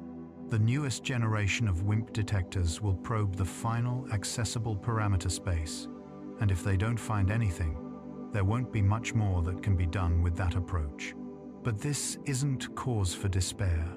It's an opportunity to pivot to new ideas, new technologies, new search strategies that might finally crack the mystery. Some physicists are optimistic that detection is just around the corner. Perhaps we've been looking in the wrong place or for the wrong signals. and one of the new experimental approaches will finally succeed. Others are more pessimistic, worrying that dark matter might be so weakly interacting that detection is effectively impossible with any foreseeable technology. But even null results are valuable, constraining the possibilities and guiding theory development. The stakes are enormous. Detecting dark matter particles directly would be one of the greatest scientific discoveries of all time, revealing the nature of the universe's dominant form of matter and potentially opening windows onto entirely new realms of physics. It would vindicate decades of effort and demonstrate that patience and persistence can pay off, even when the quarry seems impossibly elusive. And if we don't detect dark matter, well, that would be scientifically valuable too, forcing physicists to seriously reconsider whether the dark matter hypothesis is correct. Sometimes, the most important results are negative ones, the results that tell us we've been on the wrong track and need to fundamentally rethink our assumptions. Chapter 10: The Cosmic Destiny, Shaped by Darkness. Let's look forward now, toward the far future, and consider how dark matter and dark energy will shape the ultimate fate of the universe. The story they tell is both beautiful and melancholic, a tale of cosmic isolation and eventual dissolution. For the first several billion years of the universe's history, matter dominated. Galaxies formed, clusters assembled, stars lit up the darkness. Gravity was pulling everything together, fighting against the expansion of space. During this era, dark matter was the dominant influence on cosmic structure, its gravitational pull shaping where galaxies formed and how they moved. But about 5 billion years ago, something changed. Dark energy, which had been present all along but subdominant, became the dominant component of the universe's energy budget. The universe's expansion, which had been slowing down under the gravitational pull of matter, began to accelerate. We've been living in the age of dark energy dominance ever since. As the universe continues to expand and accelerate, the effects of dark energy become increasingly dramatic. Distant galaxies are receding from us faster and faster. Currently, galaxies more than about 14 billion light-years away are moving away from us faster than the speed of light due to the expansion of space itself. We can still see some of these galaxies because the light they emitted in the past, when they were closer, is only now reaching us. But eventually, that light will be stretched to such long wavelengths that it becomes undetectable. In the far future, as dark energy continues to drive acceleration, more and more galaxies will cross this cosmic horizon and disappear from view. First, the most distant galaxies will fade away. Then, progressively closer ones will vanish. Eventually, the only galaxies we'll be able to see will be those in our immediate neighborhood, gravitationally bound to us, strongly enough that they resist the expansion. Our local group, the cluster of galaxies including the Milky Way and Andromeda, is gravitationally bound. The Milky Way and Andromeda are actually approaching each other and will merge in about 4 billion years, forming a larger elliptical galaxy, sometimes called Milkomeda. The dark matter halos of the two galaxies will merge as well, creating a single larger halo surrounding the merged galaxy. But beyond the local group, everything will eventually disappear. The Virgo cluster, currently about 50 million light-years away and moving away from us at about 1,000 kilometers per second, will eventually recede beyond the cosmic horizon. The Coma cluster, the one Fritz Zwicky studied when he first proposed dark matter, will vanish from view. The distant quasars, the galaxy clusters, marking the nodes of the cosmic web, all will fade and disappear. their light stretched to infinitely long wavelengths by the ever-accelerating expansion. In perhaps 100 billion years, give or take, the observable universe will have shrunk to just our local gravitationally bound region. An astronomer living in that distant future, looking out at the night sky, would see only the stars of their own galaxy. Everything else would be gone, vanished beyond the horizon, carried away by dark energy's relentless push. They would have no way of knowing that billions of other galaxies existed, no way of learning about the Big Bang or cosmic expansion or dark energy itself. The universe would appear static and eternal, just as it did to astronomers before Hubble's discovery. This is called the cosmic information catastrophe. Future civilizations, if any exist, will find it much harder to understand the universe than we do. The evidence for the Big Bang, for cosmic expansion, for dark energy, all of that will have been erased by the expansion itself. We're living in a special time, a brief window when the universe is old enough to have developed intelligent life, but young enough that the evidence of its history hasn't yet been completely obscured. But even within our local cosmic neighborhood, dark energy's effects will eventually be felt. As the universe continues to expand, space is created everywhere, even between galaxies within clusters.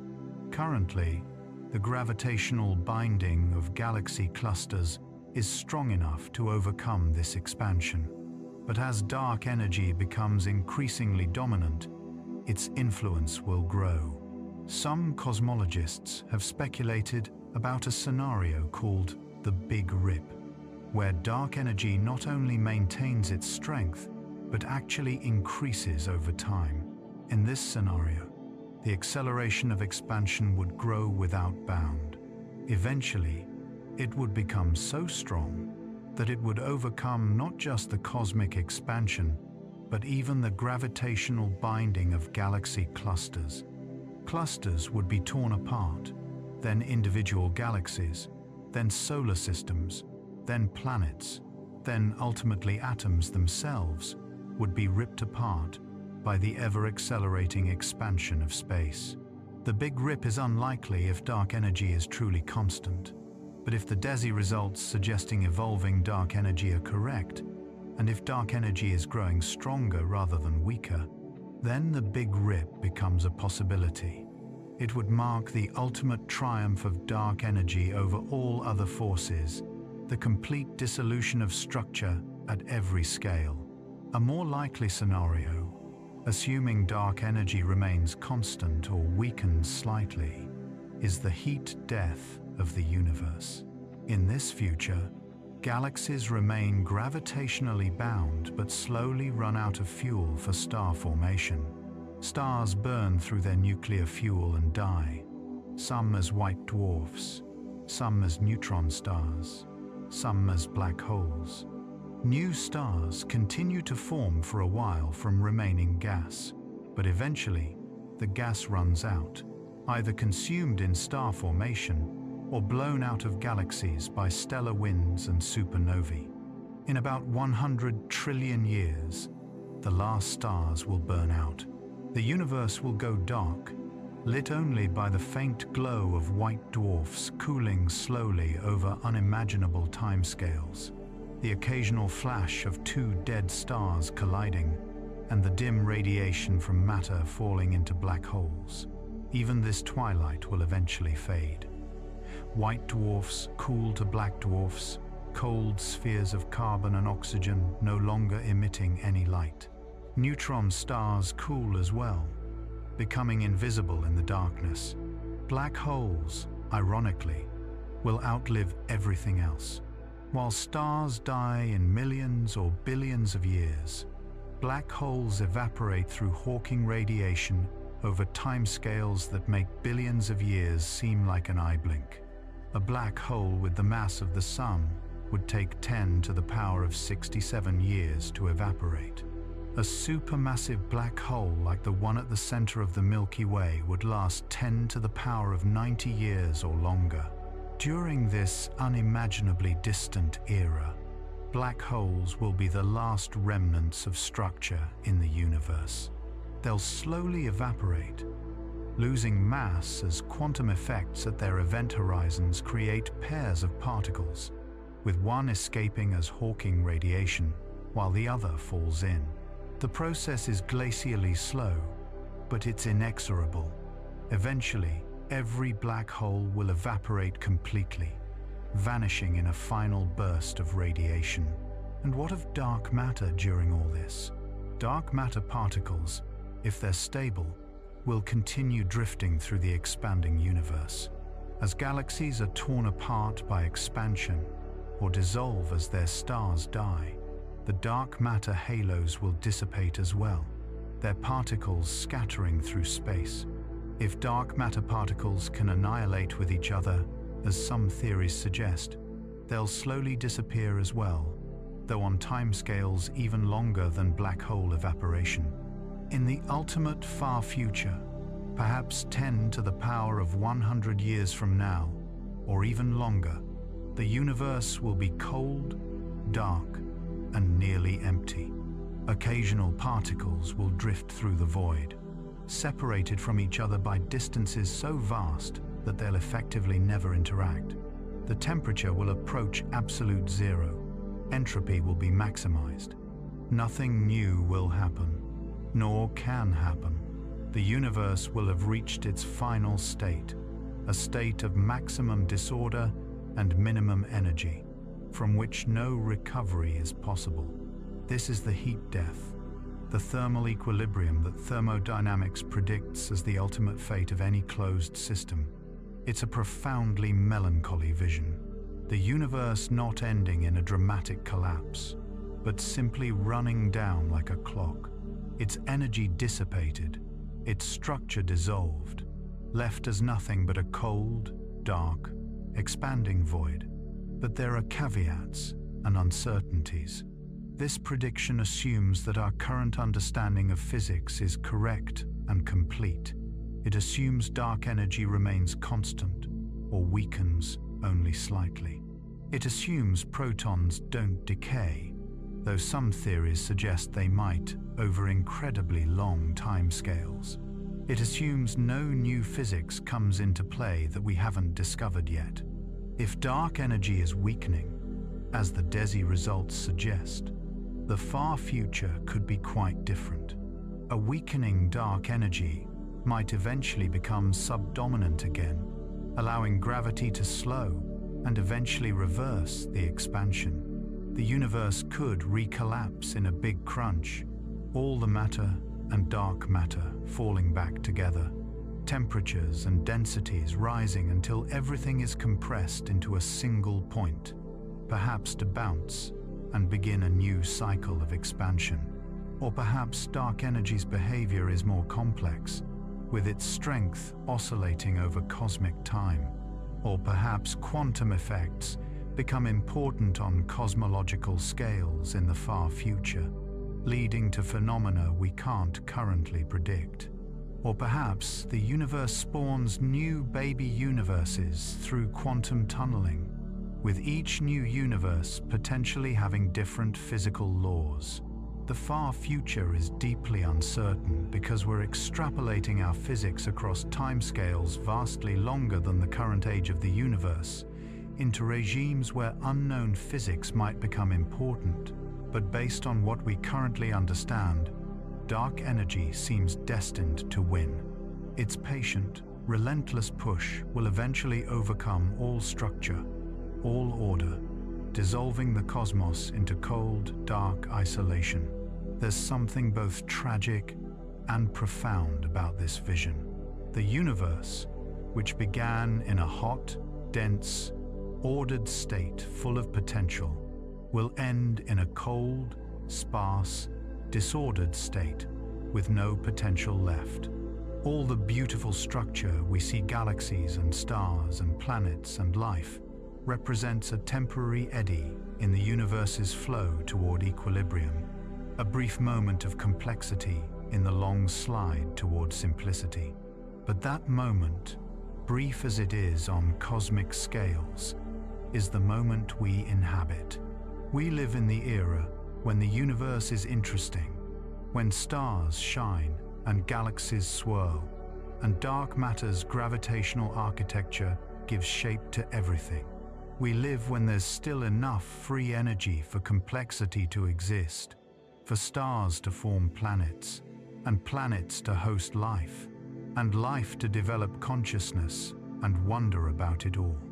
In a sense, we're privileged.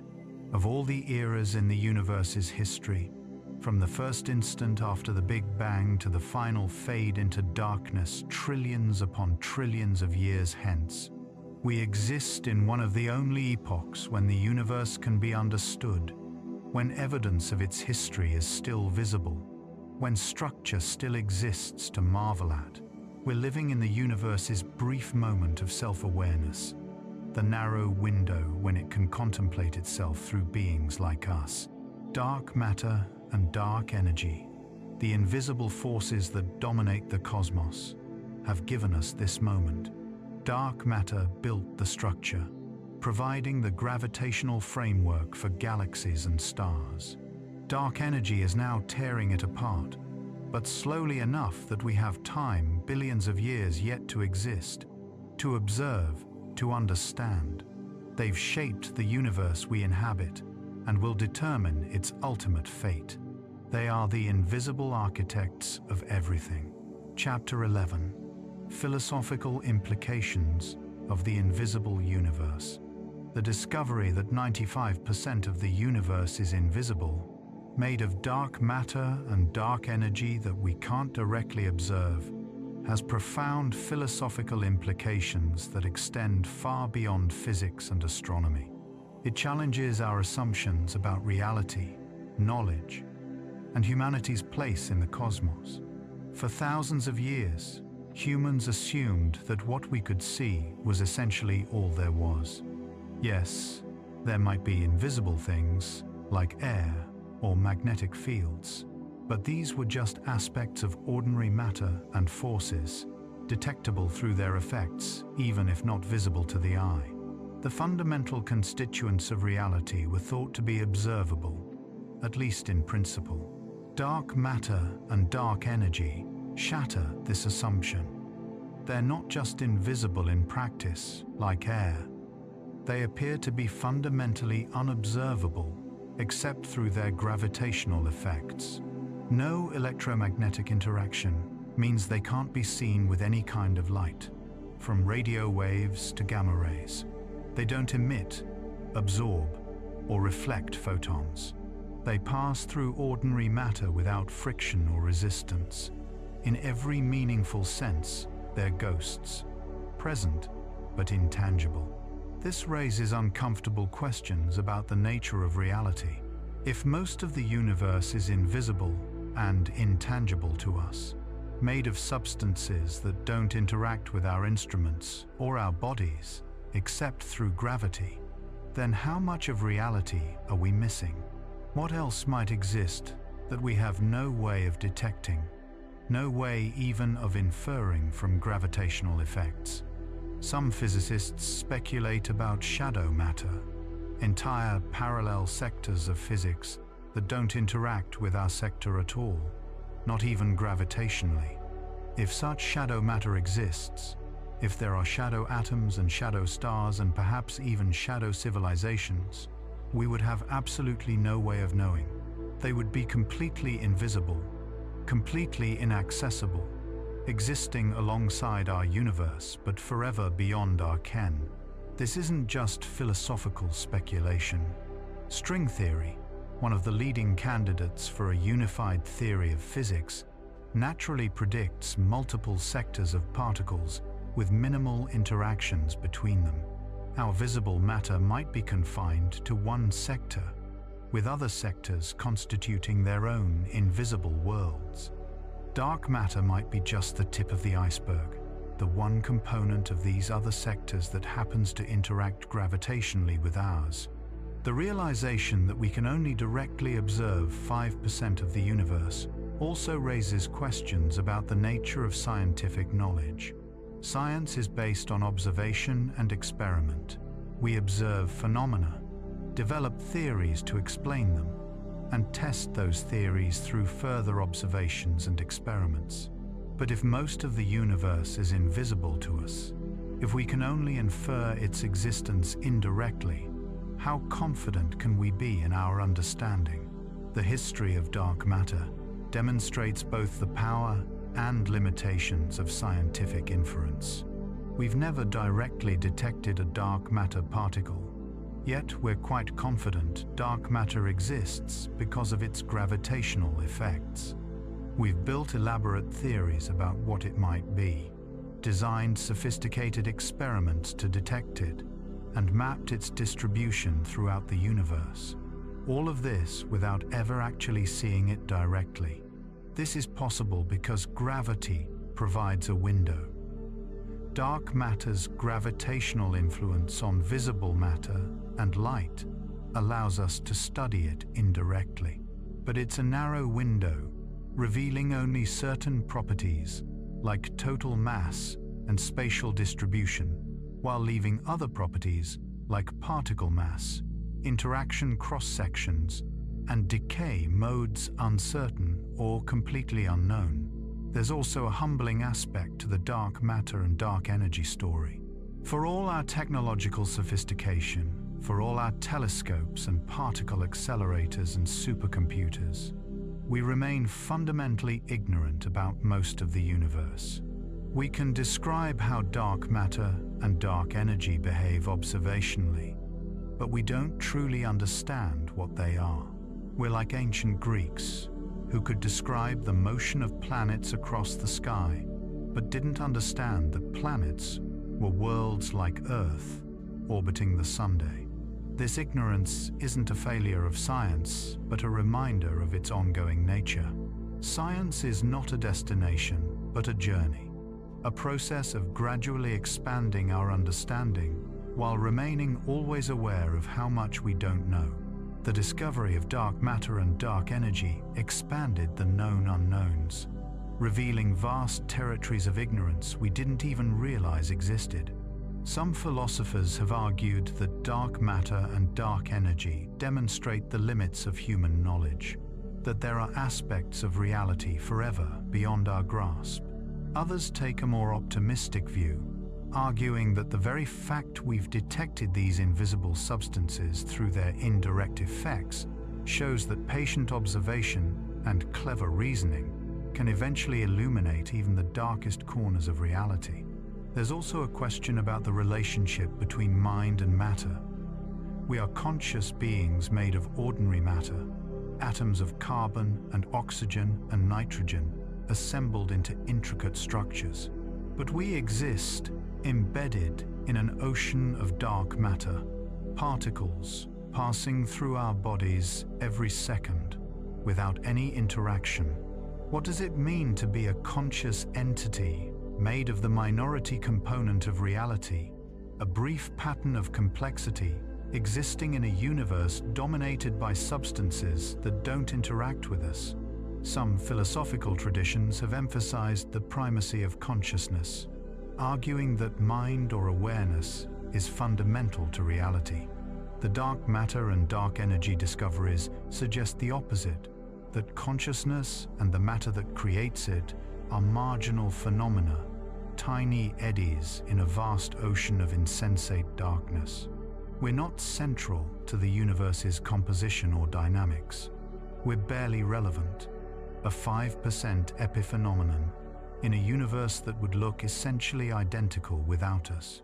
Yet there's a counterpoint to this bleakness. We are the universe becoming conscious of itself. The atoms in our bodies were forged in stars. The dark matter around us shaped the galaxies in which those stars formed. And the dark energy driving cosmic expansion set the stage for all of it. We're made of the universe and embedded in it. And through our observations and theories, the universe comes to understand itself. That 5% of ordinary matter, however small, is what allows the universe to be known. This connects to the anthropic principle, the observation that the universe's properties seem remarkably fine-tuned to allow the existence of life. If dark energy were much stronger, galaxies couldn't have formed because space would be expanding too quickly. If it were much weaker or absent, the universe might have recollapsed before stars and planets could form. If dark matter didn't exist or had different properties, galaxy formation would have proceeded differently, perhaps not producing stable galaxies at all. The fact that we exist to observe the universe constrains what we can observe. We can only find ourselves in a universe whose properties permit our existence. This doesn't explain why the universe has the properties it does, but it does explain why those properties seem conducive to life in a universe where they weren't. No one would be around to notice.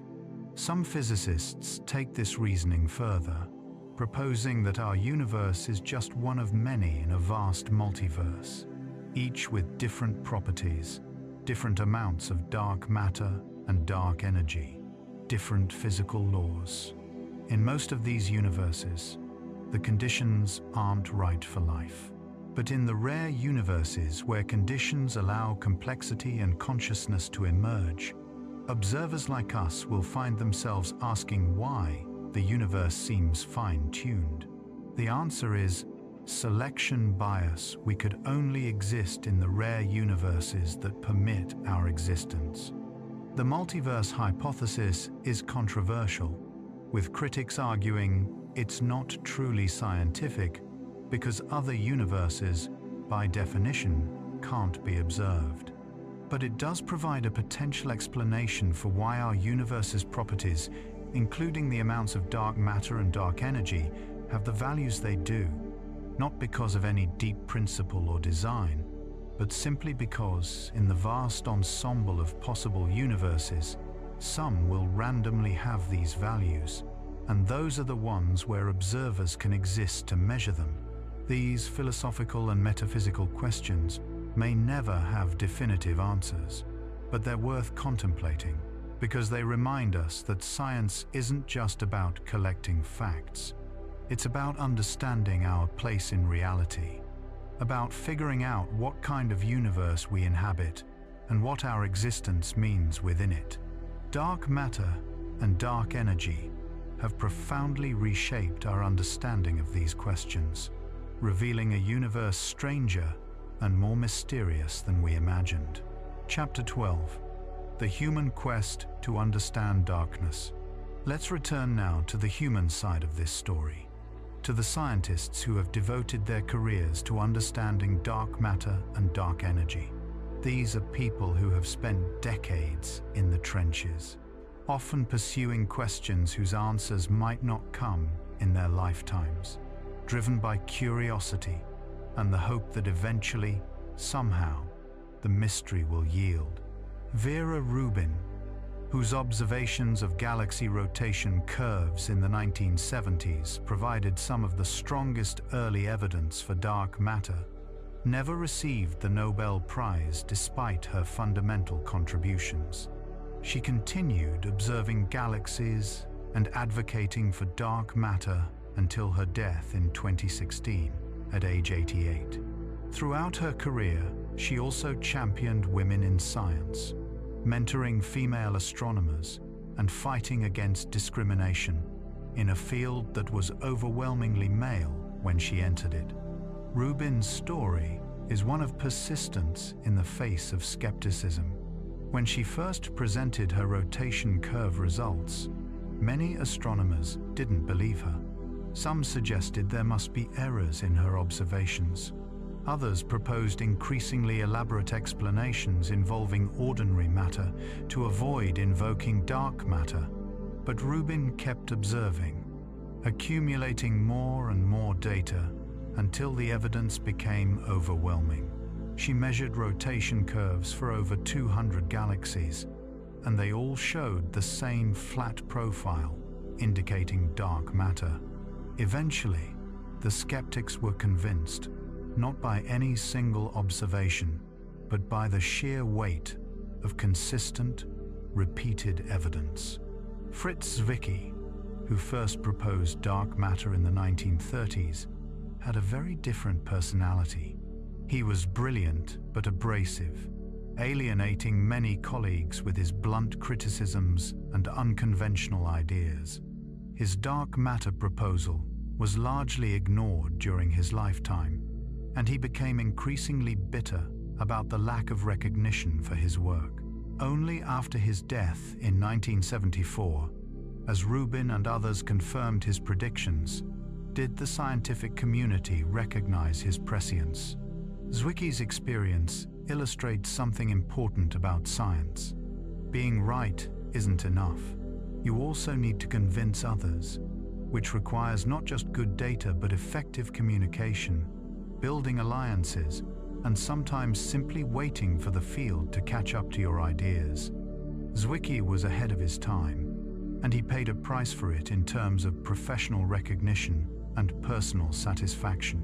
The discoverers of dark energy, Saul Perlmutter, Brian Schmidt, and Adam Rees, had a very different experience.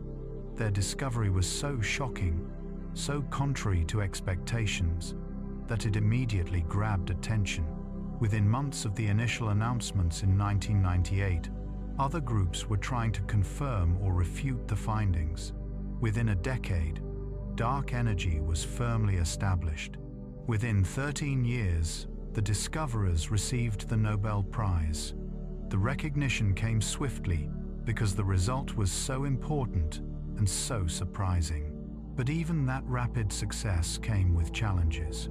Both teams had initially been skeptical of their own results, spending months looking for errors or alternative explanations before going public. They were afraid of making a mistake, of announcing a dramatic discovery that would later be overturned. The scientific process demands such caution. Extraordinary claims require extraordinary evidence, and the teams had to be certain before making a claim that would revolutionize cosmology. Behind these famous names are hundreds of other scientists who have contributed to our understanding of dark matter and dark energy. Graduate students who spent years calibrating instruments or analyzing data for their dissertations. Postdocs who developed new analysis techniques or ran computer simulations. Engineers who designed and built detectors.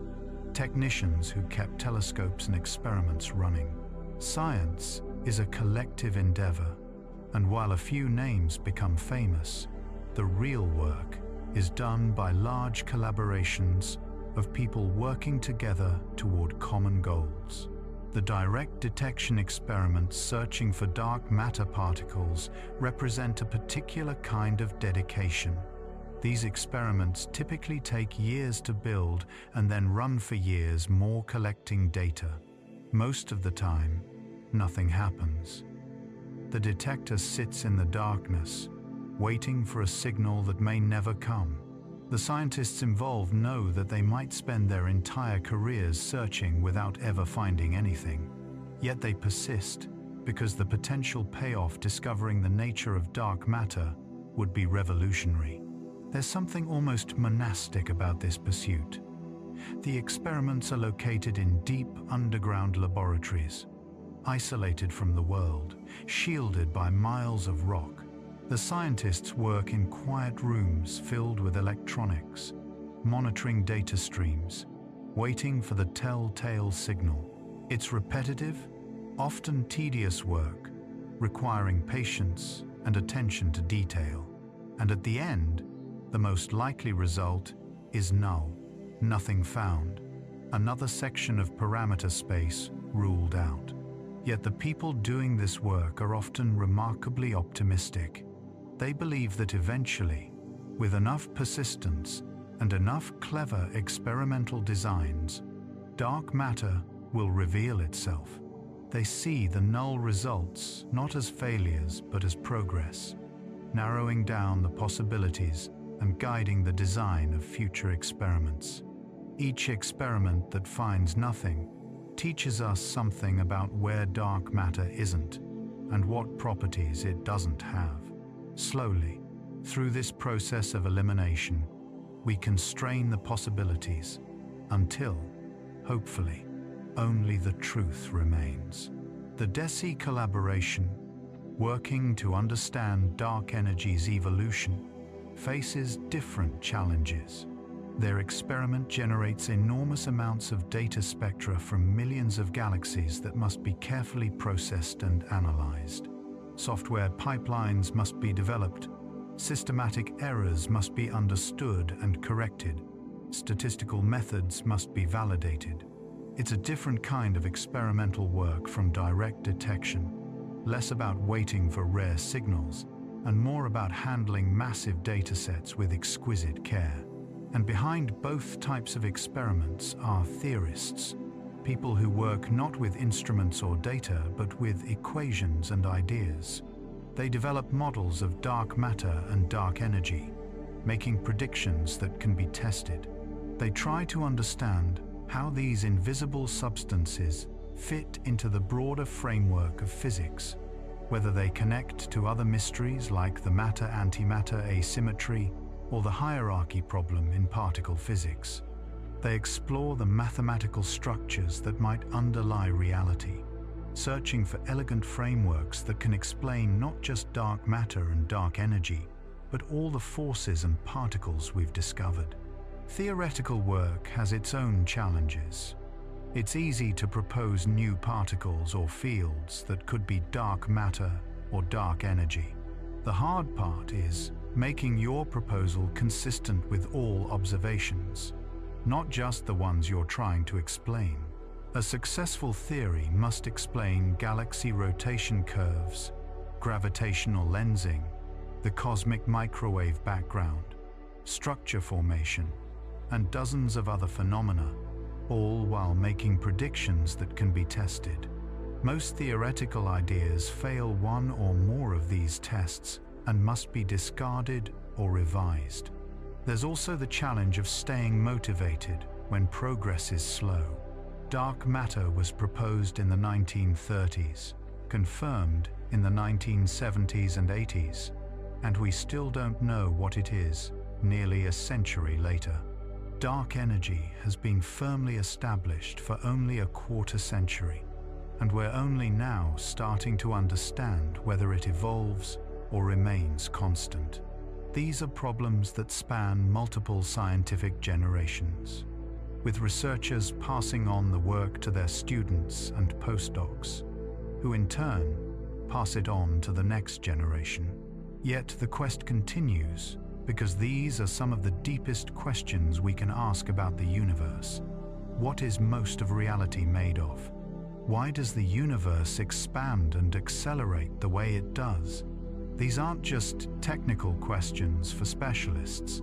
They're fundamental questions about the nature of existence, and answering them would represent a major milestone in human understanding.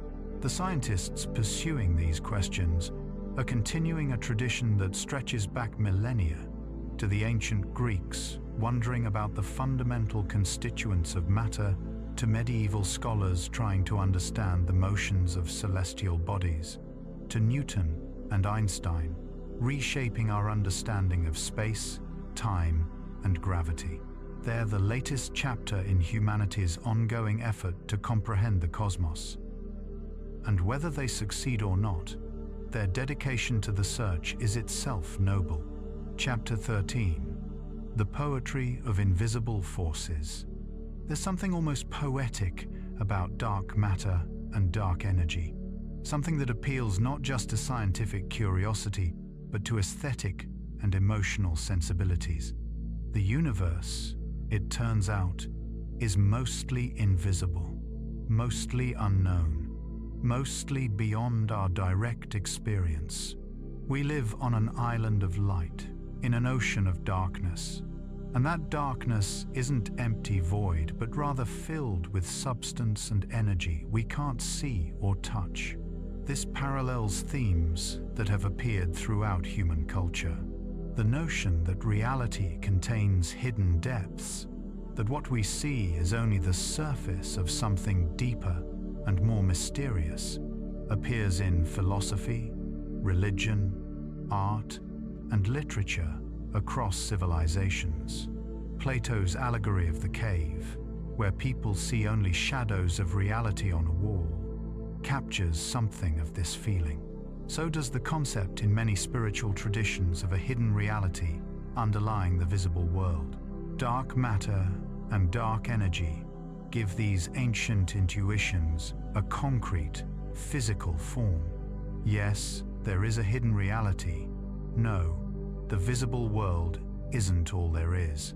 The universe contains depths we can't directly perceive, and those hidden depths aren't just marginally important, they're dominant.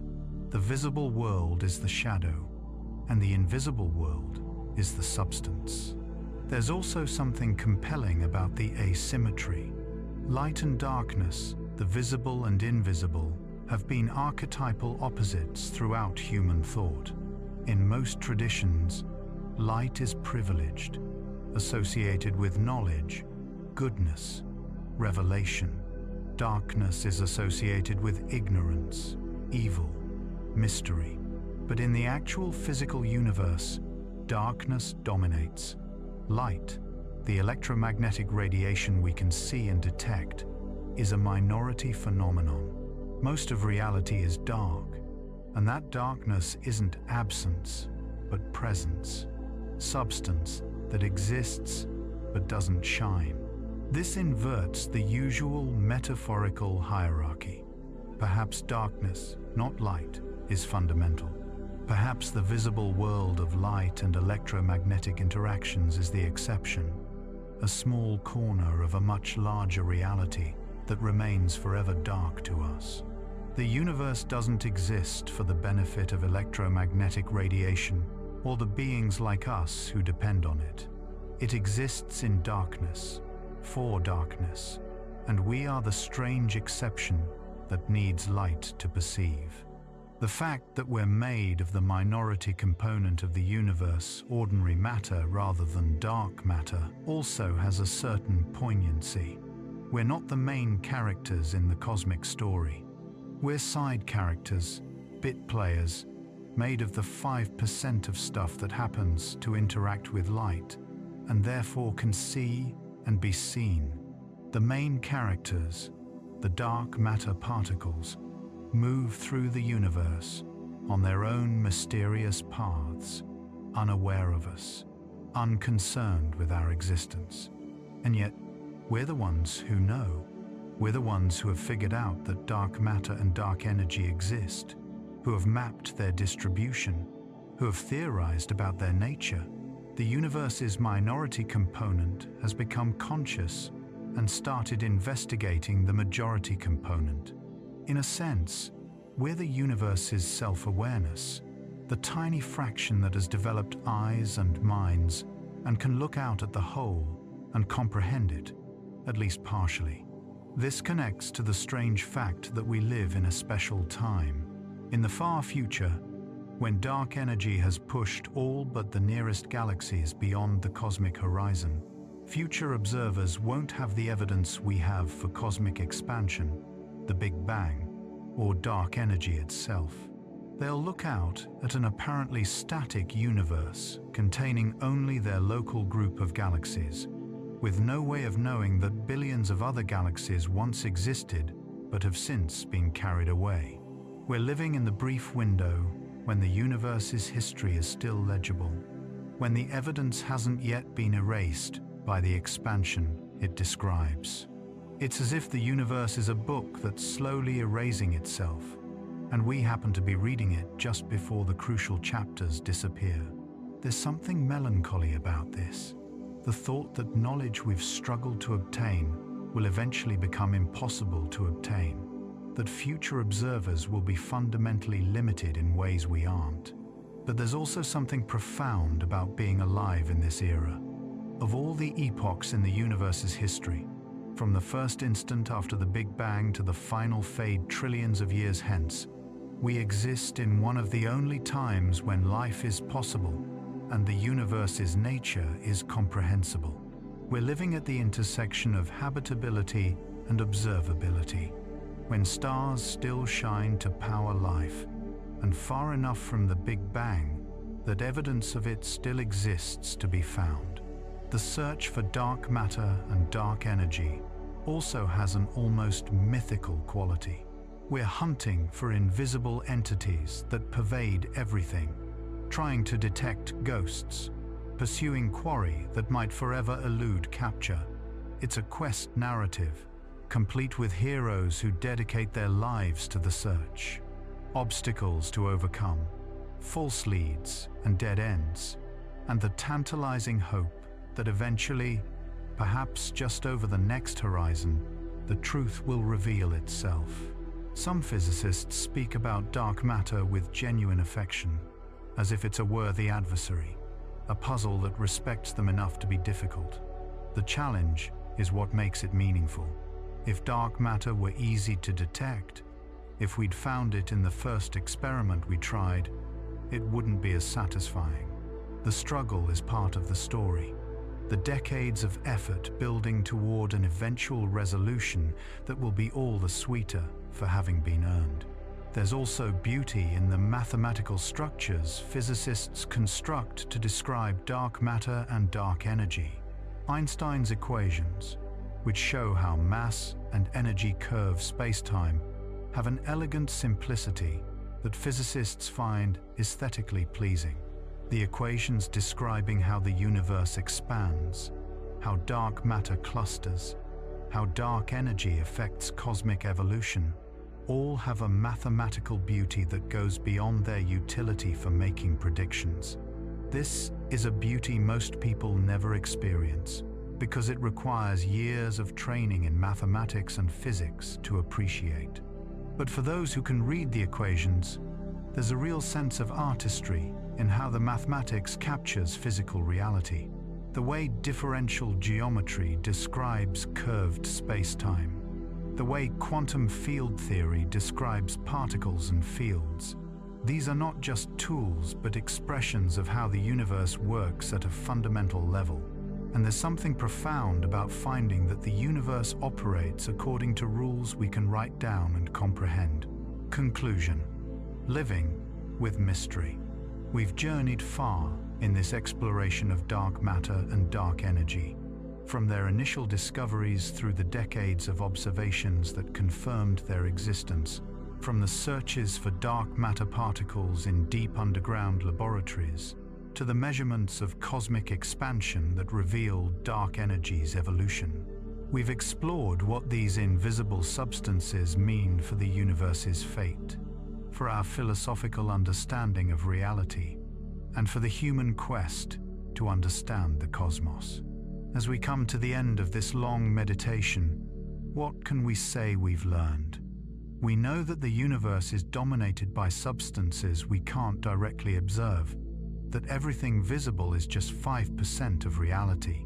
We know that dark matter shapes cosmic structure, providing the gravitational scaffolding on which galaxies and galaxy clusters form. We know that dark energy drives the universe's accelerating expansion, pushing galaxies apart and determining the cosmos's ultimate fate. But we still don't know what dark matter is made of.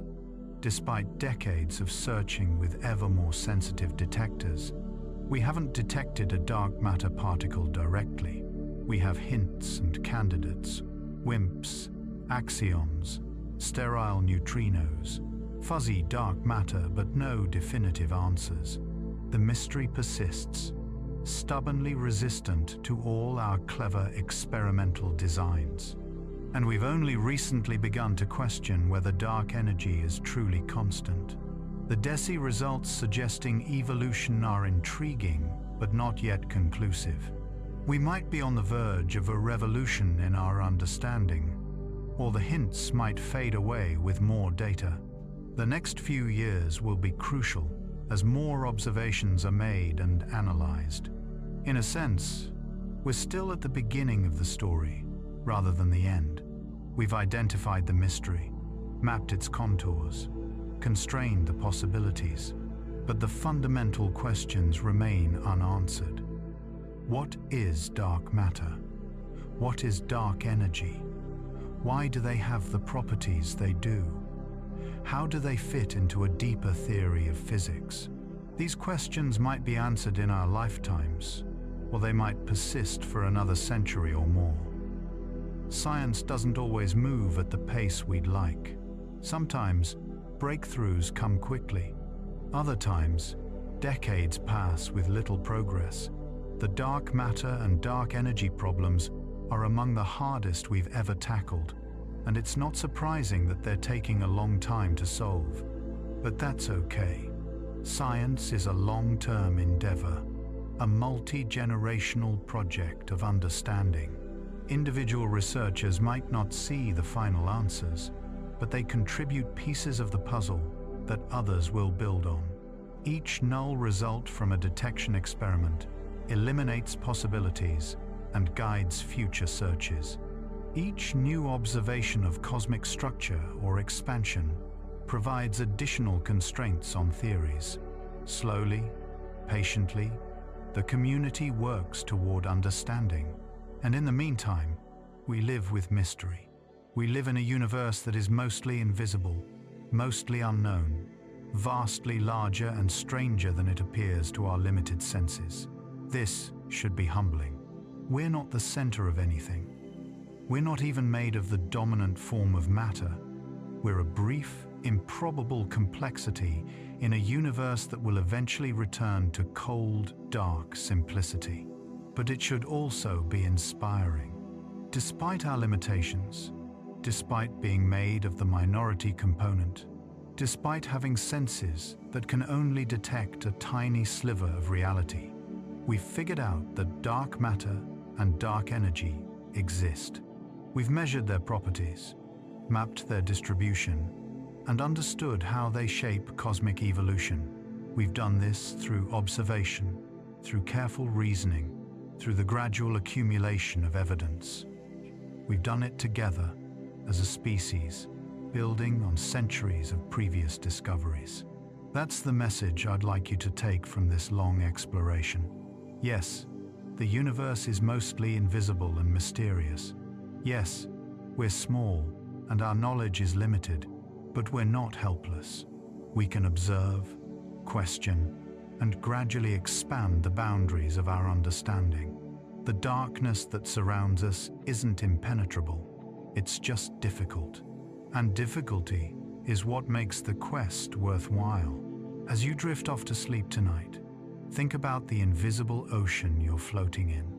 Dark matter particles are passing through your body right now, billions of them every second, completely unnoticed.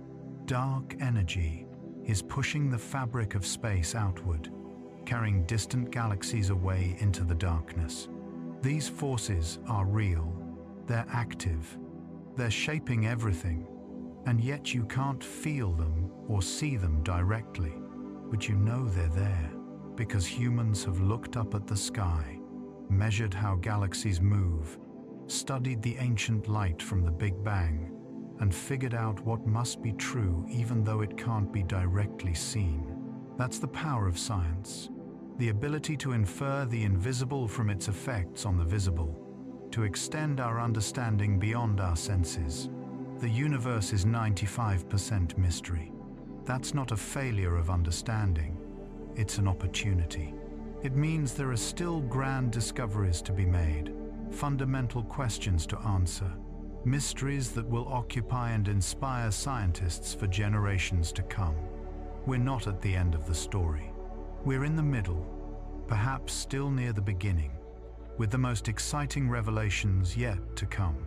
So rest easy in the knowledge that you live in a time when these questions can be asked and pursued. You live when dark matter and dark energy have been discovered but not yet fully understood, when the search continues with renewed vigor and creativity. You live in the brief window when the universe's history is still legible and its fate still uncertain. And tomorrow, when you wake, somewhere in the world, scientists will continue the search. Detectors will sit in darkness waiting for signals. Telescopes will map the cosmos in ever greater detail. Theorists will explore new mathematical structures.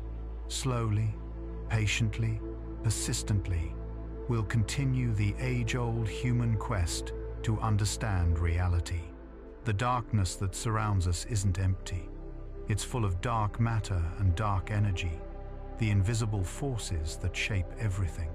And someday, perhaps someday soon, those forces will finally reveal their true nature to the patient observers who've been searching for them all along.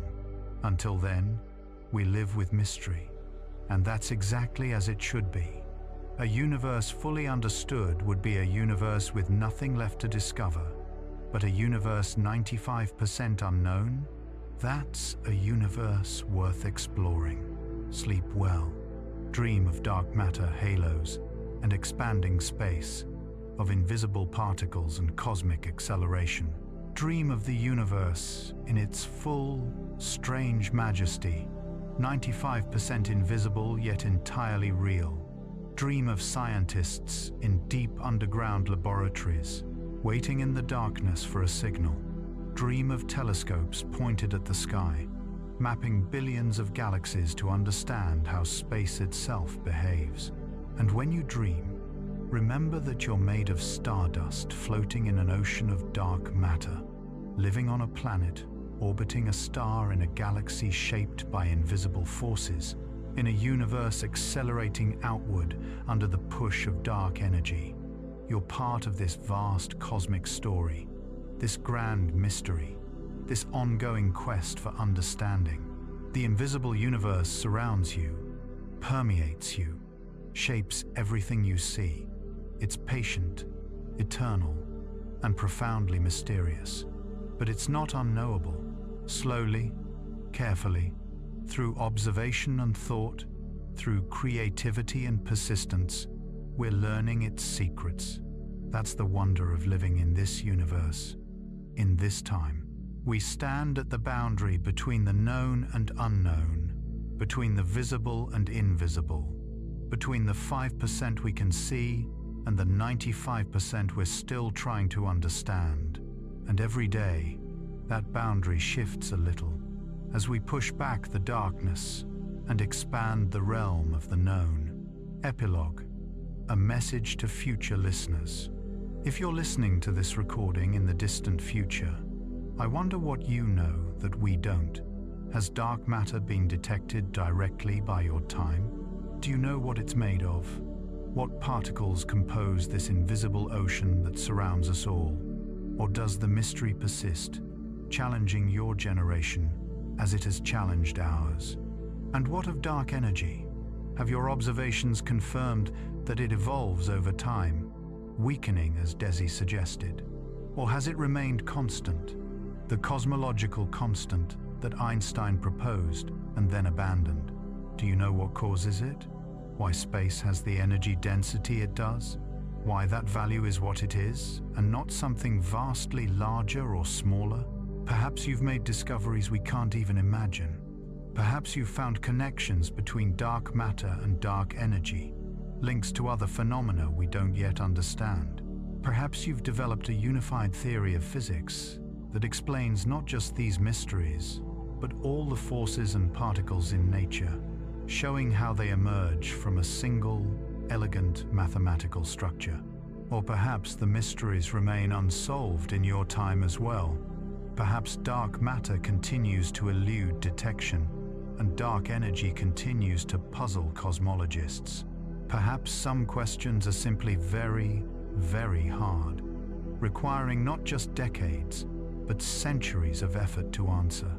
If so, don't be discouraged. The pursuit is worthwhile even if the destination remains distant. I hope that in your time, the universe hasn't yet erased its history. I hope the cosmic horizon hasn't shrunk so much that you can no longer see evidence of the Big Bang, of cosmic expansion, of the rich structure that fills our sky. I hope you still have the privilege we have of living when the universe can be observed and understood. But if you're living in that far future when other galaxies have vanished beyond the horizon, when the night sky shows only the stars of your local group, then I hope you've preserved the knowledge we've accumulated. I hope you know that billions of other galaxies once existed, that the universe began in a hot, dense state and has been expanding ever since, that dark matter and dark energy dominate the cosmos, even though you can no longer see their effects on distant structures. Knowledge, once gained, doesn't have to be lost. It can be passed down through generations, preserved in books and databases and cultural memory. Even when direct observation is no longer possible, understanding can persist if we choose to maintain it. That's one of the responsibilities we have to future generations, not just to discover what we can, but to preserve and transmit what we've learned. To those in the past who will never hear this, who lived before dark matter and dark energy were discovered, I wish I could tell you what you were missing.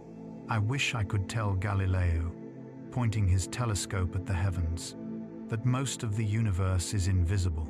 I wish I could tell Newton, discovering the law of gravity, that gravity shapes far more than the visible matter he could account for.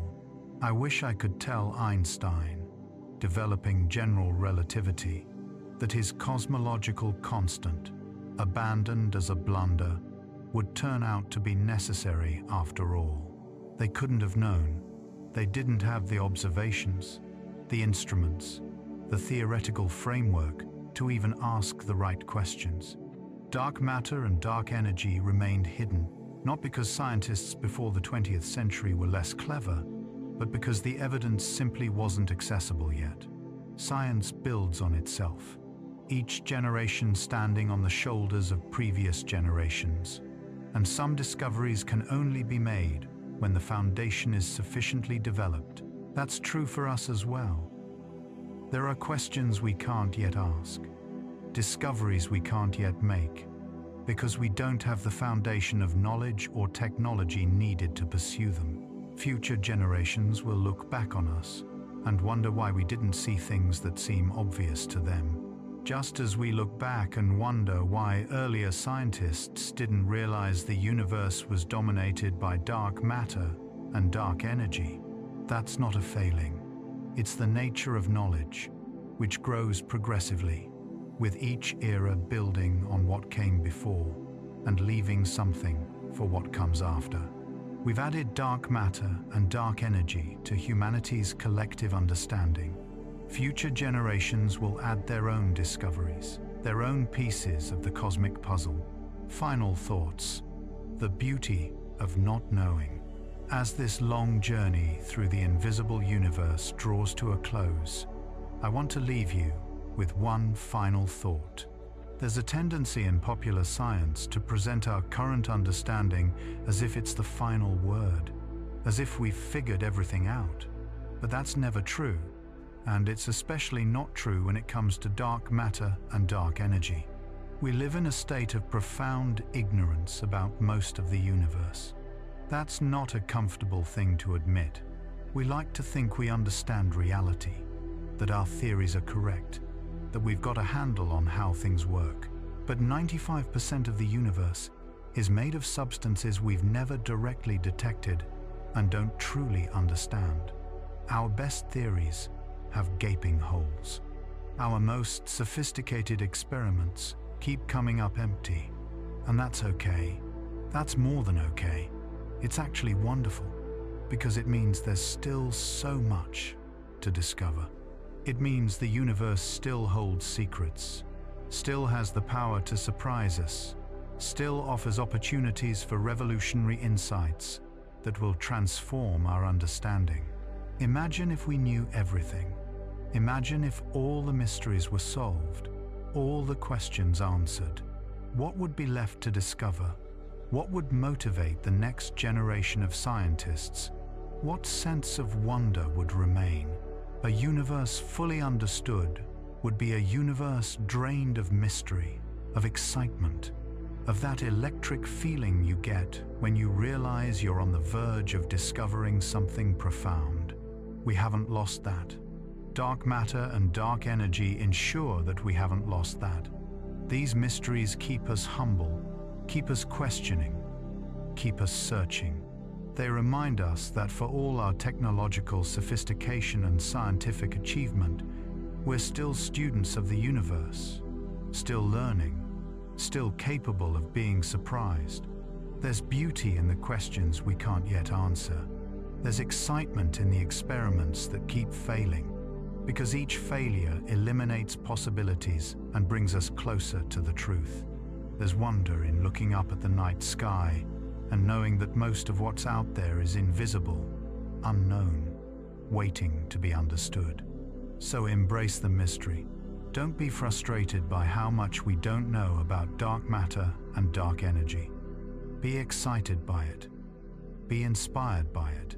Let it fuel your curiosity about the universe and your appreciation for the ongoing human quest to understand it. We're living in the age of dark matter and dark energy, when these great mysteries have been recognized but not yet solved. It's a special time, a pivotal moment in the history of human knowledge. What we discover in the coming decades will shape our understanding of reality for generations to come, and you're here for it. You're alive in this moment, witnessing this chapter of the story unfold. Whether you're a scientist working on these problems or simply someone who finds the cosmos fascinating, you're part of this. You're part of humanity's ongoing conversation with the universe, the endless back and forth of questions and answers that defines our species' relationship with the reality we inhabit. The universe is mostly invisible. That's the truth we've uncovered.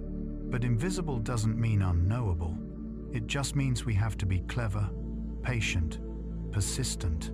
We have to observe carefully, think deeply, test our ideas rigorously. We have to be willing to be wrong, to change our minds when the evidence demands it, to follow the truth wherever it leads. That's what science is at its core. Not a collection of facts to memorize, but a way of engaging with reality. A method for peeling back the layers of mystery, for expanding the sphere of the known, while always remaining aware of the vast darkness that surrounds it. Dark matter and dark energy represent the current frontier of that expansion, the edge where the known meets the unknown, and it's a beautiful edge to be standing on. Uncertain, yes. Frustrating, sometimes, but also thrilling, full of potential, pregnant with possibilities. In the darkness ahead lie answers to questions humans have been asking for millennia. What is the universe made of? Where did it come from? Where is it going? How does it work? We're closer to answering those questions than any previous generation, and yet still far from complete understanding. That's exactly where you want to be in science, not at the end, but in the middle of the journey, with discoveries behind you and discoveries ahead, with enough known to ask meaningful questions and enough unknown to make the quest worthwhile. So as you drift off to sleep, as your consciousness fades and your mind wanders through dreams, let it wander through the invisible universe. Let it float through halos of dark matter, ripple through fields of dark energy, glide past galaxies rushing away from each other as space expands. Let it contemplate the vast mystery, the profound unknown, the 95% of reality that remains hidden from view. And let it rest in the knowledge that somewhere, someone is searching, in deep mines and on mountaintops, in laboratories and observatories, with detectors and telescopes and supercomputers. Scientists continue the quest. They're searching for dark matter particles, measuring cosmic expansion, mapping the universe's structure, testing theories, eliminating possibilities, narrowing down the truth. They're doing it for themselves, driven by curiosity and the thrill of discovery. But they're also doing it for all of us, adding to the collective human understanding, expanding the boundaries of the known, pushing back against the darkness with the light of knowledge. The invisible universe is real. It surrounds us, permeates us, shapes everything we see. We can't touch it directly, but we can know it through its effects, through careful observation and clever reasoning. That's the power of the scientific method, the ability to extend our understanding beyond our senses, to know what we cannot directly observe. Dark matter and dark energy, the invisible scaffolding and the mysterious force, the hidden architecture and the cosmic accelerator. Together, they dominate our universe, determining its past, present, and future. Understanding them is one of the great challenges facing human knowledge, a quest that will occupy our species for decades or centuries to come. But we're up to the challenge. We've faced cosmic mysteries before and solved them. We've unraveled the secrets of atoms, decoded the structure of DNA, discovered the age and origin of the universe. We've sent spacecraft to the edge of the solar system and looked back at Earth from the perspective of deep space. We've built particle accelerators and gravitational wave detectors, developed quantum mechanics and general relativity, mapped the human genome and the cosmic web. Dark matter and dark energy are next. They won't give up their secrets easily, but with patience, with persistence, with creativity and collaboration, we'll figure them out. We'll discover what dark matter is made of, detect it directly, understand how it formed and how it shapes structure. We'll determine whether dark energy evolves or remains constant, understand its physical origin, connect it to fundamental physics. These discoveries will come, maybe in your lifetime, maybe in your children's or grandchildren's, but they will come, because that's what humans do. We question, we search, we discover. It's in our nature, written into our DNA by millions of years of evolution, that rewarded curiosity and punished complacency. The universe is 95% mystery, but mysteries are meant to be solved, and we're the universe's mystery solvers, the tiny fraction of matter that has become conscious and turned its attention to understanding the whole. So rest now. Let your mind drift through the darkness, not empty darkness, but filled darkness, rich with invisible matter and energy. Let yourself feel small in the face of cosmic vastness, but also connected to it, part of it, made of the same stuff, subject to the same laws. And know that tomorrow, the search continues. The invisible universe awaits our understanding, patient and eternal, full of secrets we haven't yet uncovered. The darkness is deep, but not impenetrable. With time, with effort, with the accumulated ingenuity of our species, we'll illuminate it. Until then, we wonder, we question, we search, and we dream of the day when the invisible universe finally reveals itself, when dark matter and dark energy step out of the shadows and into the light of human understanding. That day will come, and when it does, it will be one of the greatest moments in human history, the day we finally understood what most of the universe is made of. Sleep well, traveler. Dream of dark matter and dark energy. Dream of invisible oceans and accelerating space.